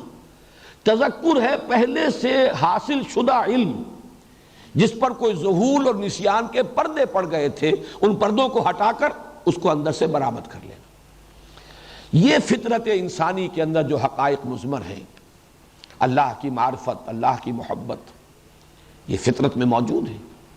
پردے پڑ گئے، دنیا کی محبت غالب آ گئی ہے، دنیا کی دلچسپیوں نے، وہ جو فیض کا شعر ہے، دنیا نے تیری یاد سے بیگانہ کر دیا، یہاں کی دلچسپیاں کہہ لیں، یہاں کے مسائل کہہ لیں، یہاں کی مشکلات کہہ لیں، یہاں کی مصروفیات کہہ لیں، مشاغل کہہ لیں، اس کی وجہ سے ذہول ہے، پردہ پڑ گیا۔ اب تذکر یہ ہے کہ وہ ذرا پردہ ہٹا دیا جائے، تازہ ہو جائے۔ وہ جو حفیظ کا مصرع ہے، آؤ سجدے میں گرے لوح جبیں تازہ کریں، اس اپنی یادداشت کو رینیو کرنا، اپنی فطرت میں مضمر حقائق کو پھر اجاگر کر لینا، یہ تذکر ہے۔ اور قرآن کا اصل ہدف یہی ہے، اور اس اعتبار سے قرآن کا دعویٰ ہے۔ سورہ قمر میں 4 مرتبہ یہ آیت آئی ہے، وَلَقَدْ يَسَّرْنَا الْقُرْآنَ لِلذِّكْرِ فَهَلْ مِن مُدَّكِرٍ۔ اس تذکر کے لیے ہم نے قرآن کو بہت آسان بنایا ہے، کوئی بہت گہرائی میں غوطہ غنی کرنے کی ضرورت نہیں ہے، غوطہ زنی کی، کوئی بہت اس میں آدمی کی مشقت اور محنت مطلوب نہیں ہے۔ طلب حقیقت ہو انسان کے اندر اور قرآن سے ایک براہ راست کمیونیکیشن ہو جائے، وہ تذکر حاصل ہو جائے، بس اس کی شرط صرف ایک ہے، اور وہ یہ ہے کہ اتنی عربی انسان کو ضرور آتی ہو کہ قرآن سے وہ ہم کلام ہو جائے۔ اگر آپ ترجمہ دیکھیں گے وہ کچھ معلومات حاصل ہوں گی، تذکر نہیں ہوگا۔ آپ تفسیریں پڑھیں گے، وہ جو اقبال نے کہا ہے، گرہ کشا ہے نہ راضی نہ صاحب کشاف، ان سے آپ کو معلومات حاصل ہو سکتی ہیں۔ ایک لفظ کی بحث ہو جائے گی، کہاں سے چلا کہاں پہنچا، کیا لغت ہے کیا نحو ہے، لیکن یہ کہ ایک جو تذکر کا عمل ہے، فینومینن، کہ آپ کے اندر کے مضمر حقائق ابھر کر آپ کے شعور کی سطح پر دوبارہ آ جائے، یہ تذکر جو ہے اس کے لیے اتنی عربی سے واقفیت کہ آپ براہ راست ہم کلام ہو، کمیونیکیشن براہ راست ہو رہا ہو۔ اس کے لیے یہ نہ ہو کہ ابھی آپ نے متن کو پڑھا، پھر اب آپ نے دیکھا حاشیے میں کیا لکھا ہے، ترجمہ کیا لکھا ہے، اب اگلی آیت کی طرف گئے، تسلسل ٹوٹ گیا، کلام کی تاثیر جو ہے وہ ختم ہو گئی۔ ویسے بھی یہ واقعہ ہے کہ ترجمے سے جو عبارت اور کلام کی اصل تاثیر ہے وہ باقی نہیں رہتی۔ شیکسپیئر کی کوئی بہت عمدہ عبارت انگریزی میں آپ پڑھیں اور جھوم جائیں، اس کا ترجمہ کیجئے، اس میں وہ اثر ہوگا ہی نہیں۔ غالب کا شعر ہو، میر کا شعر ہو، ترجمہ کیجئے انگریزی زبان میں، تو اس پر آپ وجد میں نہیں آئیں گے، جھومیں گے نہیں۔ بس یہ ہے کہ ترجمہ ہو گیا۔ اس اعتبار سے عربی زبان کا اتنا علم، یہ تذکر کے لیے واحد شرط ہے، بلکہ واحد نہیں 2 کہنا چاہیے۔ حسن نیت، طلب ہدایت ہو، کوئی تعصب کی پٹی بندھی ہوئی نہ ہو۔ نمبر 2، عربی زبان کا اتنا علم کہ آپ براہ راست اس کے ساتھ ہم کلام ہو رہے ہیں۔ 2 شرطیں پوری ہو جائیں، تذکر ہو جائے گا۔ وَلَقَدْ يَسَّرْنَا الْقُرْآنَ لِلذِّكْرِ فَهَلْ مِن مُدَّكِرٍ۔ اسی لیے قرآن مجید دیکھیے، لفظ آیت میں نے بیان کیا تھا، یہ مضامین کچھ دہرا کر آ رہے ہیں ہماری اس گفتگو میں، لیکن مختلف عنوانات کے تحت میں نے ان کو مرتب کیا ہے تاکہ سہولت کے ساتھ اور ایک ترتیب کے ساتھ ذہن میں رہ سکے۔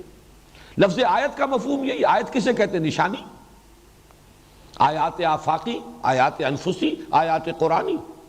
آیت کا مطلب یہ نشانی، نشانی اسے کہتے ہیں جس کو دیکھ کر ذہن کسی اور شے کی طرف منتقل ہو جائے۔ آپ نے قلم دیکھا، رومال دیکھا، ذہن منتقل ہو گیا اپنے دوست کی طرف جس سے ملے ہوئے بہت عرصہ ہو گیا، کبھی خیال بھی نہیں آیا، لیکن دیکھا تھا قلم، دیکھا تھا رومال، ذہن منتقل ہوا دوست کی طرف۔ از کجا می آئے دی آواز دوست، وہ ہمارا ایک دوست ہے، ازلی دوست، اللہ ہمارا خالق، ہمارا باری، ہمارا رب۔ اس کے وہ دوستی جو ہے اس پر کچھ پردے پڑ گئے، ذہول طاری ہو گیا۔ قرآن آتا ہے اس دوست کی یاد دلانے کے لیے۔ از کجا می آئے دی آواز دوست، یہ ہے در حقیقت تذکر۔ البتہ تدبر گہرائی میں غوطہ زنی، قرآن میں ہو غوطہ زن اے مرد مسلمان۔ تدبر کے اعتبار سے قرآن حکیم مشکل ترین کتاب ہے۔ اس کی وجہ کیا ہے؟ اس کا منبع اور سرچشمہ علم الہی ہے، اور علم الہی لا متناہی، اور جیسا کہ میں نے عرض کیا کلام میں متکلم کی ساری صفات موجود ہوتی ہیں، لہذا یہ کلام لا متناہی ہے، غیر متناہی۔ اس کو کوئی نہ شخص عبور کر سکتا ہے، نہ اس کی گہرائی میں اس کی تہ تک پہنچ سکتا ہے، ناممکن۔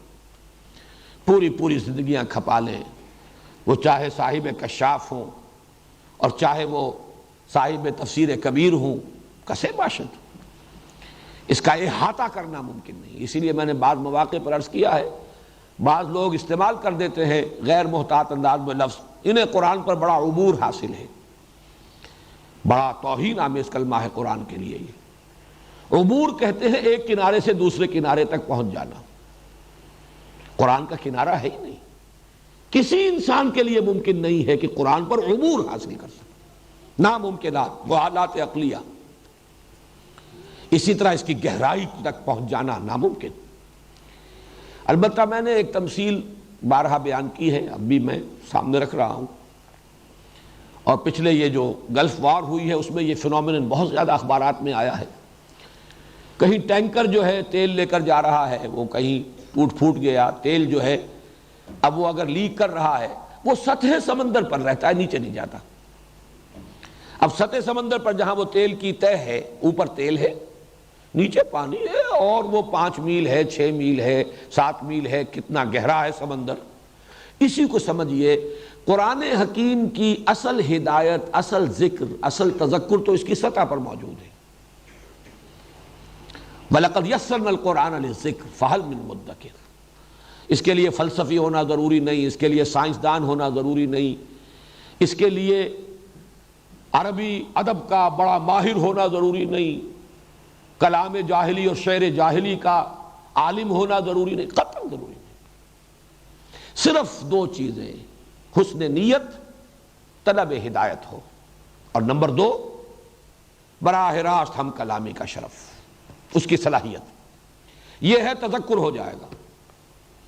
البتہ تدبر گہرائی میں اترنا چاہتے ہیں، قرآن میں ہو غوطہ زن اے مرد مسلمان، تو ظاہر بات ہے فیتھم لس جس کو کہا جاتا ہے، وہ اس کی طے ہے ہی نہیں، لگے رہیے۔ اس کے تقاضے بڑے گہرے ہیں، اس کے لیے واقعتاً تدبر کا حق ادا کرنے کے لیے شعر جاہلی کو بھی جاننا ضروری ہے، ہر لفظ کی پہچان ضروری ہے کہ یہ اس دور میں جب کہ قرآن نازل ہوا، اس علاقے کے لوگوں میں جہاں یہ قرآن نازل ہوا، اس لفظ کا مفہوم کیا تھا، کس معنی میں استعمال ہو رہا تھا۔ بنیادی اصطلاحات قرآن نے وہیں سے لی ہے، پک اینڈ چوز کیا ہے، وہی الفاظ جو عرب بولتے تھے اپنے اشعار میں، اپنے خطبات میں، انہی کو لیا ہے، انہی کو اصطلاحات کی شکل دی ہے۔ صوم کس معنی میں تھا، شعراء نے کہیں استعمال کیا ہے یا نہیں کیا ہے، کس معنی میں کیا ہے، صلاۃ کا مفہوم کیا تھا، کس معنی میں وہ لفظ بولتے تھے، زکوٰۃ کا اصل مفہوم کیا ہے، لغوی اصل کیا ہے، تو اس زبان کو پہچاننا اور اس کے اندر مہارت کا ہونا یہ ضروری ہے۔ پھر احادیث نبویہ، پھر یہ کہ علم بیان، منطق، ان سب کو انسان جانے گا تو قرآن مجید سے، جس کو بطریق تدبر کہا جائے، پھر وہ اس کا حق ادا کر سکے گا۔ اور اس میں اس حد تک تو ہمارے اس دور میں چونکہ مولانا امین احسن اصلاحی صاحب نے اپنی تفسیر کا نام ہی رکھا ہے تفسیر تدبر قرآن، اور تدبر قرآن کے وہ بہت بڑے داعی ہیں، اس کے لیے بہت کچھ انہوں نے اپنی زندگی میں بھی محنت کی ہے، اور بہرحال ان کے بعض شاگرد حضرات بھی ہیں کہ جو اس سلسلے میں انہوں نے محنتیں کی ہے، وقت لگایا ہے، تو اس کے ان تقاضوں کو تو ان حضرات نے بیان کیا ہے۔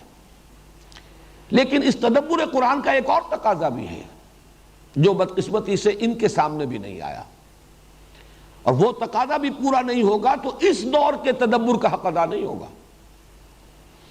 وہ یہ ہے کہ علم انسانی، وہ جو میں نے دائرہ اول معین کیا تھا، وہ جس لیول تک پہنچ گیا ہے، آج یہ مختلف علوم جو ہے فزیکل سائنسز کے، ان کے ضمن میں کیا کچھ معلومات انسان کو حاصل ہو چکی ہیں، ان کو مرتب کر کے کیا خیالات و نظریات آج دنیا میں ہیں کہ جن کو مانا جا رہا ہے، ان کا ایک اجمالی علم اگر نہیں ہے تو اس دور کا جو حق ہے تدبر قرآن کا وہ آپ ادا نہیں کر سکتے۔ میں نے تو اس کو اس طریقے سے بھی تعبیر کیا بعض مواقع پر کہ قرآن حکیم وہ کتاب ہے کہ جو ہر دور کے افق پر خورشید تازہ کے مانند طلوع ہوگی۔ آج سے 100 برس پہلے کا قرآن اور آج کا قرآن فرق ہوگا، کس معنی میں؟ متن وہی ہے، الفاظ وہی ہیں، لیکن آج علم انسانی کا جو اس کی جو سطح ہے، اس پر اس قرآن کے فہم اور اس کے علم کو جس طریقے سے جلوہ گر ہونا چاہیے، اگر اس کا حق آپ ادا نہیں کر رہے تو آپ پچھلے 100 برس پہلے کا قرآن لوگوں کو پڑھا رہے ہیں، آج کا قرآن نہیں پڑھا رہے۔ جیسے اللہ کی کیفیت، اللہ کی شان ہے کل یوم ہوا فی شان، اسی طرح قرآن حکیم ہے کہ کم سے کم اس اعتبار سے جو اس کا علم ہے، اس کا فہم ہے، اس کا تدبر ہے۔ اسی طریقے سے مثلا قرآن کا دوسرا موضوع ہے ہدایت عملی کے ضمن میں، اقتصادیات میں، سماجیات میں، نفسیات انسانی میں جو رہنمائی، جو حقائق، جو معارف قرآن میں ہیں، آپ انہیں کیسے سمجھیں گے؟ قرآن کی اقتصادی تعلیمات کی اصل قدر و قیمت، ان کی اصل ایویلیویشن کیسے ممکن ہے جبکہ انسان جانتا نہ ہو کہ آج کے اقتصادی مسائل کیا ہیں، آج کی اقتصادیات کے اصول و مبادی کیا ہیں، یہ جو کرنسی چلتی ہے اس کی اصل حقیقت کیا ہے، پیپر کرنسی، اس کی حقیقت کیا ہے، آج جو بینکنگ کا نظام ہے وہ ہے کیا، اس کی اصل کیا ہے، اس کی بنیاد کیا ہے، کس طرح جکڑا ہوا ہے کچھ لوگوں نے پوری اس نوع انسانی کو اس وقت اس شکنجے کے اندر۔ اس حقیقت کو نہیں سمجھیں گے تو ظاہر بات ہے کہ آج کے دور میں جو قرآن حکیم کی اقتصادی تعلیمات ہیں ان کو واضح کرنے، ان کی تبیین، ان کی توضیح کا حق ادا نہیں ہو سکتا۔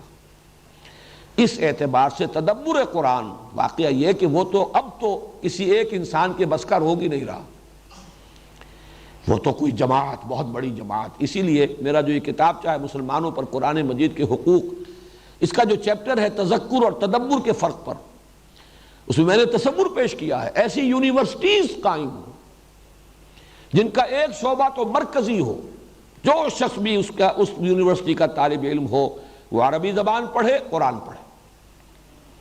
باقی یہ ہے کہ کوئی نفسیات کا شعبہ ہے اور کوئی اقتصادیات کا شعبہ ہے، کوئی فزکس کا شعبہ ہے، کوئی کیمسٹری کا ہے، کوئی ایسٹرونومی کا ہے، جو بھی شعبے ہوں وہ پڑھیں، تب معلوم ہوگا کہ اس شعبے میں آج انسان کہاں کھڑا ہے اور قرآن کیا کہہ رہا ہے، فلاں شعبے میں آج مسائل کیا ہیں جن سے نوع انسانی دو چار ہے، اس کے ضمن میں قرآن کی ہدایت کیا ہے۔ تو یہ تو مختلف ڈپارٹمنٹس، مختلف شعبے، یہ کہیں جا کر مل جل کر اس ضرورت کو پورا کر سکتے ہیں کہ جو آج کے انسان کی ضرورت ہے تدبر کے اعتبار سے۔ تو تذکر اور تدبر، اور ان دونوں کے اعتبار سے ایک پہلو سے قرآن آسان ترین کتاب، ہماری فطرت کی پکار ہے۔ میں نے یہ جانا کہ گویا یہی میرے دل میں تھا، کوئی حجاب ہے ہی نہیں۔ فطرت سلیم ہو، پرورٹڈ نیچر نہ ہو، اگر وہ سلیم ہے، صالح ہے، سلامتی پر قائم ہے تو وہ قرآن کو ایسے محسوس کرے گی جیسے میری اپنی پکار ہے، میری اپنی گواہی ہے، میری اپنی دل کی بات ہے۔ اس کے لیے عربی زبان کا صرف اتنا علم کافی ہے کہ براہ راست ہم کلامی ہو جائے، نیت درست ہو۔ البتہ تدبر، وہ جیسا کہ میں نے عرض کیا، اس کے تقاضے پورے کرنا کسی ایک انسان کے بس کا روگ ہے ہی نہیں۔ وہ تو یہ ہے کہ یہ تمام علوم، اور جو شخص بھی اس میں پہلا قدم بھی رکھنا چاہے ایک اجمالی خاکہ ضرور اس کے ذہن میں ہونا چاہیے، آج ان فزیکل جو سائنسز ہیں ان کے اعتبار سے انسان کہاں کھڑا ہے۔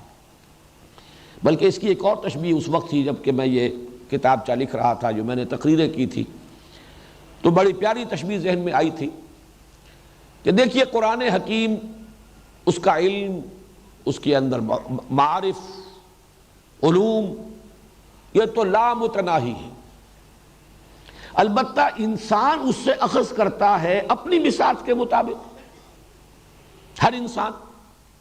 اس کی ایسے ہی مثال ہے کہ جیسے سمندر میں تو پانی بے تحاشا پانی ہے، آپ پانی لینا چاہتے ہیں تو جتنا کٹورا آپ کے پاس ہے اتنا ہی لیں گے، جتنی بالٹی آپ کے پاس ہے اتنی لیں گے، جتنی کوئی دیگچی ہے دیگ ہے اتنا ہی لیں گے، جتنا ظرف ہوگا اتنا آپ اخذ کر سکیں گے سمندر سے پانی۔ اس کے معنی مطلب یہ نہیں کہ سمندر میں اتنا ہی پانی تھا، لیکن آپ اتنا ہی پانی اس سمندر سے لے سکتے ہیں جتنا ظرف آپ کے پاس ہے۔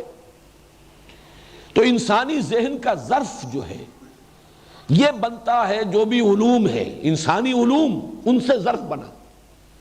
یہ ظرف جو ہے آج سے پہلے بہت تنگ تھا، 1000 سال پہلے کا ظرف بہت محدود ظرف تھا، وہ جو انسانی علوم ہے ان کے اعتبار سے۔ آج کا وہ ظرف بہت وسیع ہے۔ اب آج آپ کو قرآن مجید سے اگر اصل ہدایت اخذ کرنی ہے تو آپ کو اس ظرف کے مطابق اس سے لینا ہوگا۔ اور اگر کچھ لوگ ابھی اسی دور میں رہ رہے ہیں، انہیں ان چیزوں کا علم حاصل ہی نہیں، تو قرآن مجید کے بہت سے جو مخفی حقائق ہیں ان پر منکشف نہیں ہوں گے۔ اسی ضمن میں اب چھٹی بحث ہے، اور یہ ساری چیزیں مربوط چلی آ رہی ہیں، ان میں سے بعض میں ریپیٹیشن بھی ہے، کوئی حرج نہیں، لیکن یہ عنوانات جدا جدا میں چاہتا ہوں کہ سامنے رہیں۔ سائنسی علوم کے جو ریفرنسز قرآن حکیم میں ہیں اور جو عملی ہدایات قرآن حکیم میں ہیں، ان کا ایک فرق تو میں واضح کر چکا جب قرآن کا موضوع میں نے اس پر گفتگو کی۔ اب اس کے حوالے سے ایک بات اور ہے، اور اس سے اصل میں ایک ہمارے سامنے رہنمائی آ جائے گی، اور وہ یہ ہے کہ ایک اعتبار سے ہمیں آگے بڑھنا ہے اور دوسرے اعتبار سے ہمیں پیچھے سے پیچھے جانا ہے۔ یہ میں نے انداز تعبیر اس لیے اختیار کیا کہ کنٹراسٹ سامنے آئے۔ سائنسی ریفرنسز جو قرآن میں آئے ہیں ان کی تعبیر کرنے میں آگے سے آگے جائیے۔ آج فزکس کہاں کھڑی ہے اس کے حوالے سے تعبیر ہوگی، آج کیا معلومات حاصل ہو چکی ہیں انسان کو، اور جن میں کہ وہ فیکٹس بھی ہیں جو ویریفائبل ہیں، ویریفائڈ ہو چکے، ان کے حوالے سے بات ہوگی۔ آگے سے آگے جائیے، پیچھے جانے کی ضرورت نہیں ہے، امام رازی کو دیکھنے کی ضرورت نہیں ہے، کسی اور مفسر کو جو پچھلی صدی کا مفسر ہے اس کو بھی دیکھنے کی ضرورت نہیں ہے، بلکہ اس میں تو میں تعبیر نخل والی روایت آپ کو سنا چکا، اس میں تو نبی اکرم صلی اللہ علیہ وسلم نے بھی اگر کچھ فرمایا ہے تو وہ بھی ہمارے لیے لازم نہیں ہے، اس لیے کہ وہ اصل موضوع نہیں تھا۔ قرآن کا اصل موضوع وہ نہیں، حضور وہ سکھانے آئے نہیں تھے۔ تعبیر نخل میں حضور نے فرمایا انتم عالم بامور دنیاکم، یہ اپنے معاملات تجرباتی علوم وہ ان کے مطابق جو تمہیں علم حاصل ہو کرو، اس کے مطابق عمل۔ لیکن دین کا جو عملی پہلو ہے اس میں پیچھے سے پیچھے جائیے، اس میں یہ آج کے تقاضوں کو سامنے رکھیں، اور جدید جو تقاضے ہیں، تقاضے اور ہیں اور اثرات جو پڑ جاتے ہیں۔ اب آج کی دنیا میں کہاں پردہ چل سکتا ہے، اور آج کی دنیا میں کہاں یہ چیزیں ممکن العمل ہیں، یہ بالکل غلط دلیل یہ ہوگی کہ کیا کیا محمد الرسول اللہ صلی اللہ علیہ وسلم نے اور آپ کے صحابہ نے۔ پیچھے سے پیچھے جائیے، متاخرین کو بھی چھوڑ کر متقدمین کی طرف جائیے، متقدمین سے بھی آگے بڑھیے، تبع تابعین اور تابعین سے ہوتے ہوئے ما انا علیہ و اصحابی، جس پر عمل ہے میرا اور میرے صحابہ کا، اس تک پہنچیے۔ بلکہ اس کے ضمن میں اقبال کا وہ مصرع جو ہے میں سمجھتا ہوں کہ بہت ہی صحیح ہے اور صحیح منطبق ہوتا ہے، بمصطفیٰ برساں خویش را کے دین ہمہ اوست، اگر بہو نہ رسیدی تمام بول حبیست۔ دین کا عملی پہلو وہ ہے جو محمد الرسول اللہ صلی اللہ علیہ وسلم سے ثابت ہے۔ اس میں روایت کے فرق کی وجہ سے فرق ہو جائے، دلیل یہی رہے گی، جیسے نماز میں ہے کہ سلو کما رہے تو مونی اسلی، نماز پڑھو جیسے مجھے دیکھتے ہو کہ میں نماز پڑھتا ہوں، دلیل یہی ہوگی۔ اب اس روایت میں یہ ہے، اس روایت میں یہ ہے، اس میں کسی کے نزدیک پہلی روایت قابل ترجیح ہے، دوسرے کے نزدیک دوسری روایت قابل ترجیح ہے، اس کے اعتبار سے کوئی تھوڑا بہت فرق ہو جائے کوئی حرج نہیں، دلیل یہی رہے گی کہ حضور کا عمل یہ تھا، صحابہ کا عمل یہ تھا۔ اور ما انا علیہ اصحابی کے ساتھ ہی یہ بھی نوٹ کر لیجئے، علیکم بسنتی و سنت الخلفاء الراشدین المہدیین، خلفاء راشدین کا تعامل، ان کا اجماع، ان کے دور میں جو اجماع ہو گیا ہے اور اسی سے متصل ہے وہ چیزیں جن پر امت کا اجماع رہا ہے پوری 1400 برس کی تاریخ میں۔ اب حالات کا تقاضا ہے، دنیا جو ہے وہ اسلامی صداؤں کو وحشت اور بربریت کا تانا دے کر جو ہے وہ ہم پر اثر انداز ہونا چاہتی ہے، وہ ہمیں فنڈامنٹلزم کی گالی دے کر چاہتی ہے کہ ہمارے اندر معذرت خواہانہ انداز پیدا کر دے، اپولوجیٹک انداز پیدا کر دے۔ اس سے بالکل متاثر ہوئے بغیر دین وہ ہے بمصطفیٰ برساں خویش را کے دی ہما اوست، اگر مئو نہ رسیدی تمام بولا بیست۔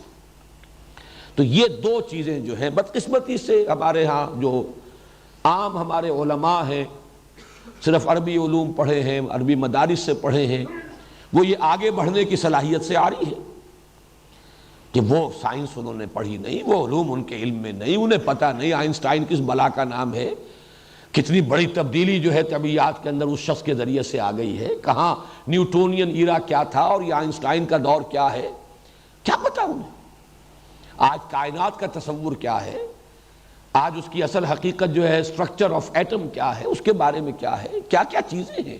اور وہ ایٹم تو غیر بڑی پرانی بات ہو گئی، اب تو نہ معلوم اس کے جو اور نیوٹرونز اور پروٹونز اور فوٹونز اور نہ معلوم کیا کیا ایسے ذرات کہ جن کا کہ پہلے جو اب ہم پڑھ رہے تھے فزکس، ابھی تو ایٹم تک ہی بات آئی تھی، نیوٹرونز اور پروٹونز تک، اب تو نہ معلوم اس سے کہیں 1 ملینتھ والا معاملہ جو چلا گیا ہے کہیں کسی نیوٹرون کا بھی۔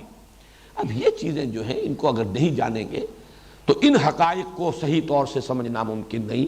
تو سائنٹیفک فنومینا میں آگے سے آگے ان کی تعبیر جدید سے جدید، البتہ اس میں یہ فرق ضرور رہنا چاہیے کہ ایک ہے سائنس کے میدان کے نظریات، تھیوریز ہیں، ابھی وہ کوئی اسٹیبلش فیکٹس نہیں ہیں، ایک وہ ہے کہ جو چیزیں ویریفائی ہو چکی، جن کو اب مسلمہ حقائق کا درجہ حاصل ہے، ان میں فرق ہوگا۔ اور خامخواہ جو ہے ہر جو بھی نظریہ سامنے آ جائے اس نظریے پر قرآن کو منطبق کرنے کی کوشش کرنا، یہ بھی ایک صحیح لا حاصل بلکہ مضر شے ہے۔ لیکن یہ کہ ان چیزوں کی تعبیر اور تشریح میں اصولی طور پر یہ بات جان لیجئے کہ ہمیں آگے سے آگے بڑھنا ہے، اور جہاں تک دین کا عملی حصہ جسے ہم شریعت کہتے ہیں، حلال حرام واجب حدود تعزیرات، یہ تمام معاملات ان میں پیچھے سے پیچھے جائیے، یہاں تک کہ محمد کے قدموں میں اپنے آپ کو پہنچا دیجئے صلی اللہ علیہ وسلم، اس لیے کہ دین اسی کا نام ہے، بمصطفیٰ برساں خویش را کے دی ہما اوست۔ 7واں موضوع ہے میرا آج کا، اور وہ آخری ہے آج کے اس فہم قرآن کے بنیادی اصول یا مطالعہ قرآن کے لیے بنیادی ہدایات یا اشارات ان کے ضمن میں۔ اور یہ بات وہ ہے کہ جو بڑی خوبصورتی سے کہی ہے مولانا مودودی نے تفہیم القرآن کے مقدمے میں، نہایت قیمتی بات ہے۔ قرآن پر غور و فکر، قرآن پر سوچ و بچار، قرآن کا فہم، اس کا ایک گوشہ بلکہ بہت اہم گوشہ وہ ہے جو اس کے بغیر نہیں کھل سکتا انسان پر، کہ دعوت اور انقلابی حرکت، انقلابی جد و جہد، دعوت اور حرکت جو سیرت النبی میں نظر آتا ہے، اگر اس میں انسان خود کسی درجے میں شریک نہ ہو، خود اسی میں لگا ہوا نہ ہو، تو قرآن مجید کا یہ پہلو نگاہوں کے سامنے کبھی نہیں آئے۔ بڑی پیاری بات کہی ہے مولانا مرحوم نے کہ قرآن ایک ایسی کتاب نہیں ہے جو کسی ڈرائنگ روم میں بیٹھ کر بڑی عمدہ آپ کی سٹڈی ہے اور بہت اچھا مرصع آپ کا کتب خانہ ہے اور لائیو، اور اس میں ہر طرح کی ڈکشنریز ہیں اور تفسیریں ہیں، اب آپ بیٹھے اپنے آرام کرسی پر اور غور و فکر کر رہے ہیں۔ تو قرآن مجید کی بہت سی حقیقتیں بلکہ بڑی اہم حقیقتیں ان ذرائع سے منکشف نہیں ہو سکتی، اس لیے کہ قرآن ایک مینول آف ریولیوشن ہے، ایک عظیم انقلاب اس نے برپا کیا۔ اس قرآن نے وہ انقلاب برپا کیا ایک انسانی جد و جہد کے ذریعے سے۔ یہ دونوں حصے ہیں اس کے، محمد الرسول اللہ صلی اللہ علیہ وسلم والذین معہ، محمد الرسول اللہ والذین معہ، یہ ایک جماعت، یہ ایک حزب اللہ تھے، یہ ایک پارٹی تھے، انہوں نے دعوت اور پھر انقلاب کے تمام مراحل کو طے کیا ہے، ہر مرحلے پر اس کی مناسبت سے ہدایات نازل ہوئی ہیں۔ اب یہ مرحلہ ہے، یہ حکم دیا جا رہا ہے ایک وہ بھی مرحلہ تھا جبکہ حکم یہ تھا کہ مار کھاؤ ہاتھ مت اٹھاؤ، ایک مرحلہ وہ بھی آیا کہ اب آگے بڑھو اور جواب دو، قتل کرو انہیں، قاتلوہم حتی لا تکون فتنۃ ویکون الدین کلہ للہ۔ دونوں میں کنٹراسٹ ہے، فرق ہے، ایک مرحلے کی بات ہے، ایک دوسرے مرحلے کی بات ہے۔ کفوا ایدیکم، اپنے ہاتھ رو کے رکھو، ایک مرحلہ وہ تھا، ایک مرحلہ وہ ہے جو تم سے جنگ کرتے ہیں تم ان سے جنگ کرو، اخرجوہم من حیث اخرجوکم، نکالو انہیں وہاں سے جہاں سے انہوں نے تمہیں نکالا۔ اب یہ دونوں کے اندر فرق ہے، لیکن یہ کہ یہ دونوں اس جد و جہد کے مختلف مراحل سے متعلق ہیں۔ پھر ایک داعی جب دعوت دیتا ہے، جو مسائل اسے درپیش ہوتے ہیں، ان کو ایک ایسا شخص جس نے اس کوچے میں قدم ہی نہیں رکھا، اسے کیا پتا، اسے احساس کیا ہوگا؟ یہ کیوں کہا جا رہا ہے محمد رسول اللہ سے صلی اللہ علیہ وسلم، نون والقلم وما یسطرون ما انت بنعمت ربک بمجنون وان لک لاجرا غیر ممنون۔ اے نبی آپ ملول نہ ہو، غمگین نہ ہو، آپ ان کے کہنے سے کہیں کو مجنون تو نہیں ہو جائیں گے، معاذ اللہ۔ کیا کیفیات تھی؟ یہ تو جب کسی کو کہا جاتا ہے تب اسے پتا چلتا ہے کہ کیا کیفیت تھی اس وقت قلب محمدی کی صلی اللہ علیہ وسلم، جس میں کہ یہ آیات نازل ہوئی۔ ان آیات کی ریویلیشن جو ہے، میں یہ لفظ عثمانی میں استعمال کر رہا ہوں جس میں اقبال نے استعمال کیا، تیرے ضمیر پہ جب تک نہ ہو نزول کتاب، گرہ کشا ہے نہ رازی نہ صاحب کشاف۔ یہ قرآن ہم پر ریویل ہو ہی نہیں سکتا، یہ اپنے آپ کو ہم پر ریویل نہیں کرے گا جب تک کہ کچھ اسی قسم کے احساسات و کیفیات کے ساتھ ہم خود دو چار نہ ہوں۔ جب تک کہ آپ کے اپنے کیفیات کسی درجے میں اس کے ساتھ مماثلت اور مشابہت نہ رکھیں، آپ کیسے سمجھیں گے یہ کیا کہا جا رہا ہے، کیوں کہا جا رہا ہے، کس کیفیت کے اندر کہا جا رہا ہے۔ اس اعتبار سے چونکہ ہماری جو تعلیم ہوئی، طب کی تعلیم، میڈیکل ایجوکیشن، تو پہلی کتاب جس سے ہمارا تعارف ہوا ہے میڈیکل کالج میں وہ مینول آف ڈسیکشن تھا۔ وہاں سے ہمیشہ میرے ذہن میں رہتا ہے یہ مینول کا لفظ، کہ جب ڈیڈ باڈی، انسانی ہیومن باڈی کی ڈسیکشن ہوتی ہے چیر پھاڑ کر، تو ہدایات ہوتی ہے تفصیلی کہ اب ذرا یہاں شگاف لگاؤ اور ذرا کھال ہٹاؤ تو اب یہ چیز تمہیں نظر آئے گی، اب اس میں ایک اور شگاف دو فلاں جگہ سے تو تمہیں وہ فلاں شے نظر آئے گی، اسے ذرا ہٹاؤ گے اس کے نیچے وہ چیز چھپی ہوئی نظر آئے گی۔ تو مینول آف ڈسیکشن، اس اعتبار سے جان لیجئے کہ قرآن حکیم مینول آف ریولوشن۔ جب تک کوئی شخص انوالو نہیں ہوگا کسی ریولوشنری اسٹرگل میں، قرآن حکیم کے حقائق و معارف کا ایک بہت بڑا خزانہ اس کے لیے بند رہے گا۔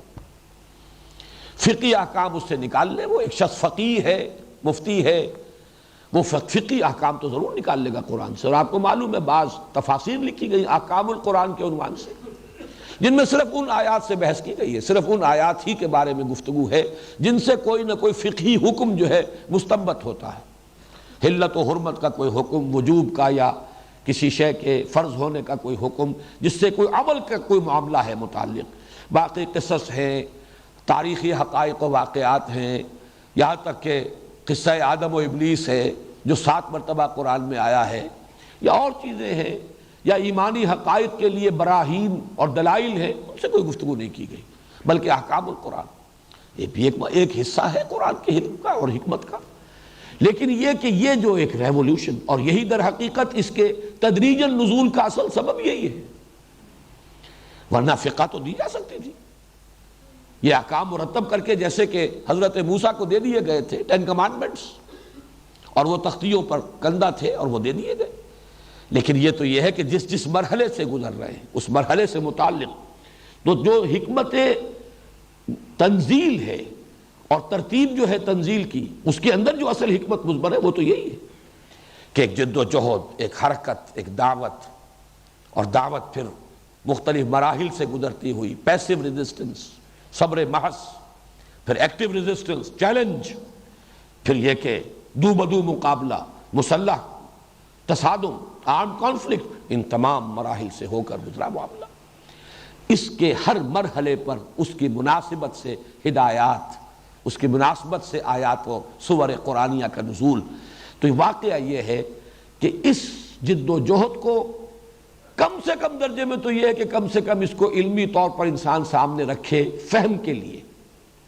اگر وہ علمی اعتبار سے بھی سیرت النبی کا وہ سارا ایک خاکہ ذہن میں موجود نہ ہو تو وہ فہم کسی درجے میں بھی حاصل نہیں ہوگا.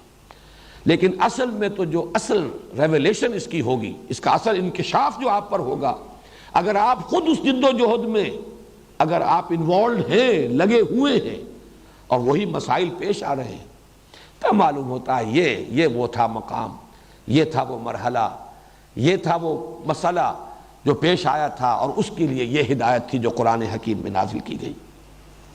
اب آج کے ضمن میں یہ دوسرا عنوان ہے، چونکہ چند منٹ ہے تو میں اسے اجمالاً کور کر لینا چاہتا ہوں، ورنہ شاید کل بھی ہماری بات پوری نہ ہو سکے. قرآن کے منزل من اللہ ہونے کا ثبوت کیا ہے؟ اس کو بھی نوٹ کر لیجئے کہ ثبوت دو قسم کے، خارجی اور داخلی.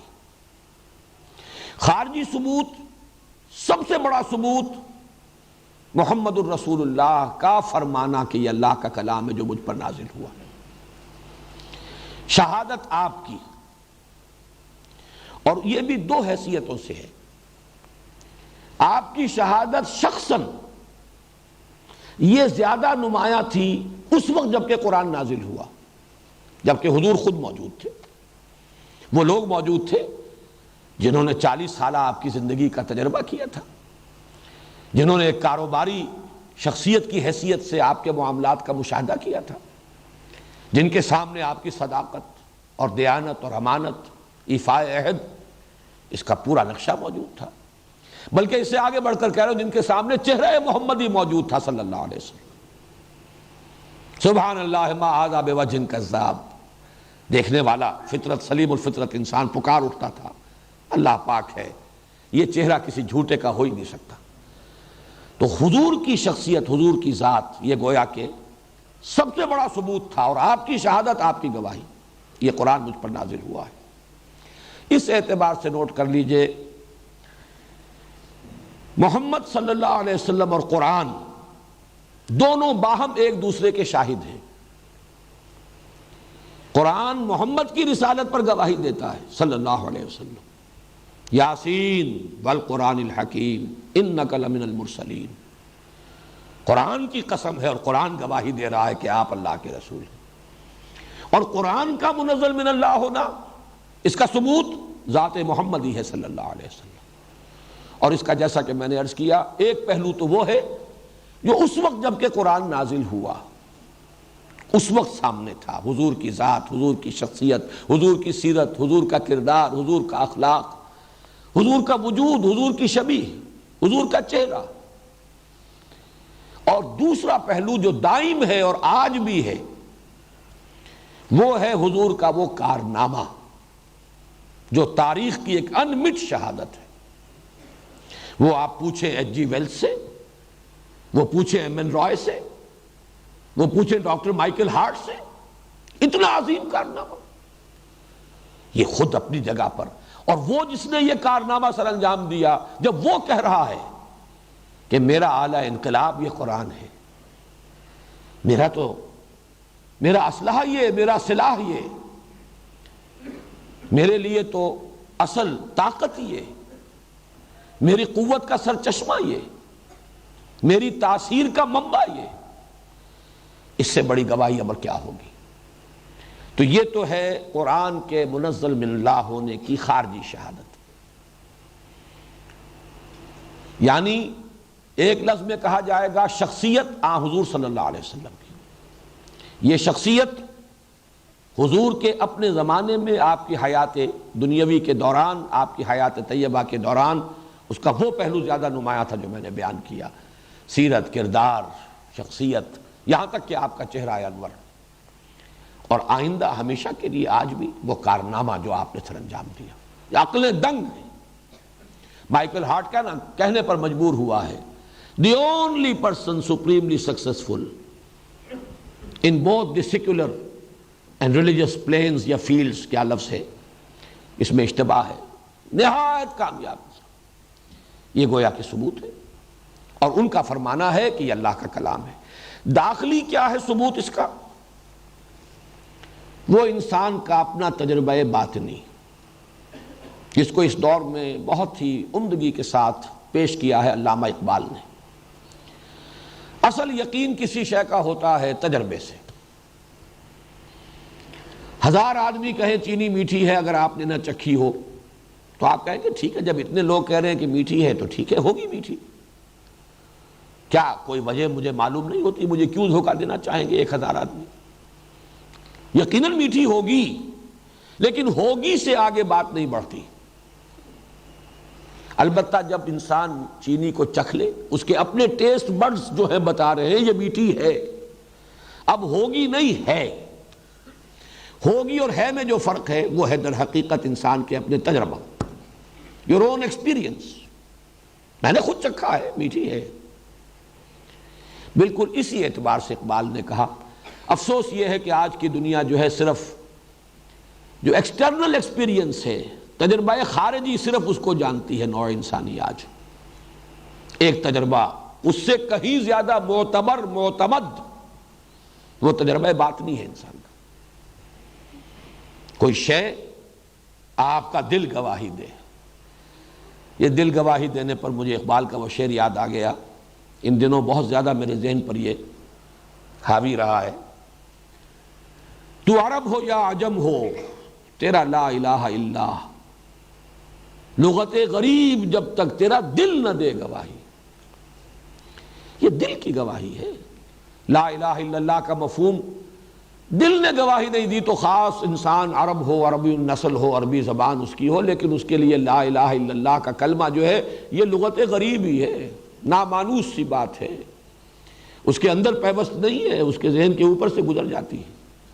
تو عرب ہو یا عجم ہو تیرا لا الہ الا، لغت غریب جب تک تیرا دل نہ دے گواہی۔ دل گواہی دیتا ہے انسان کا، اور یہ وہی بات ہے جو میں نے عرض کی تھی، پہلے بھی عرض کر چکا ہوں۔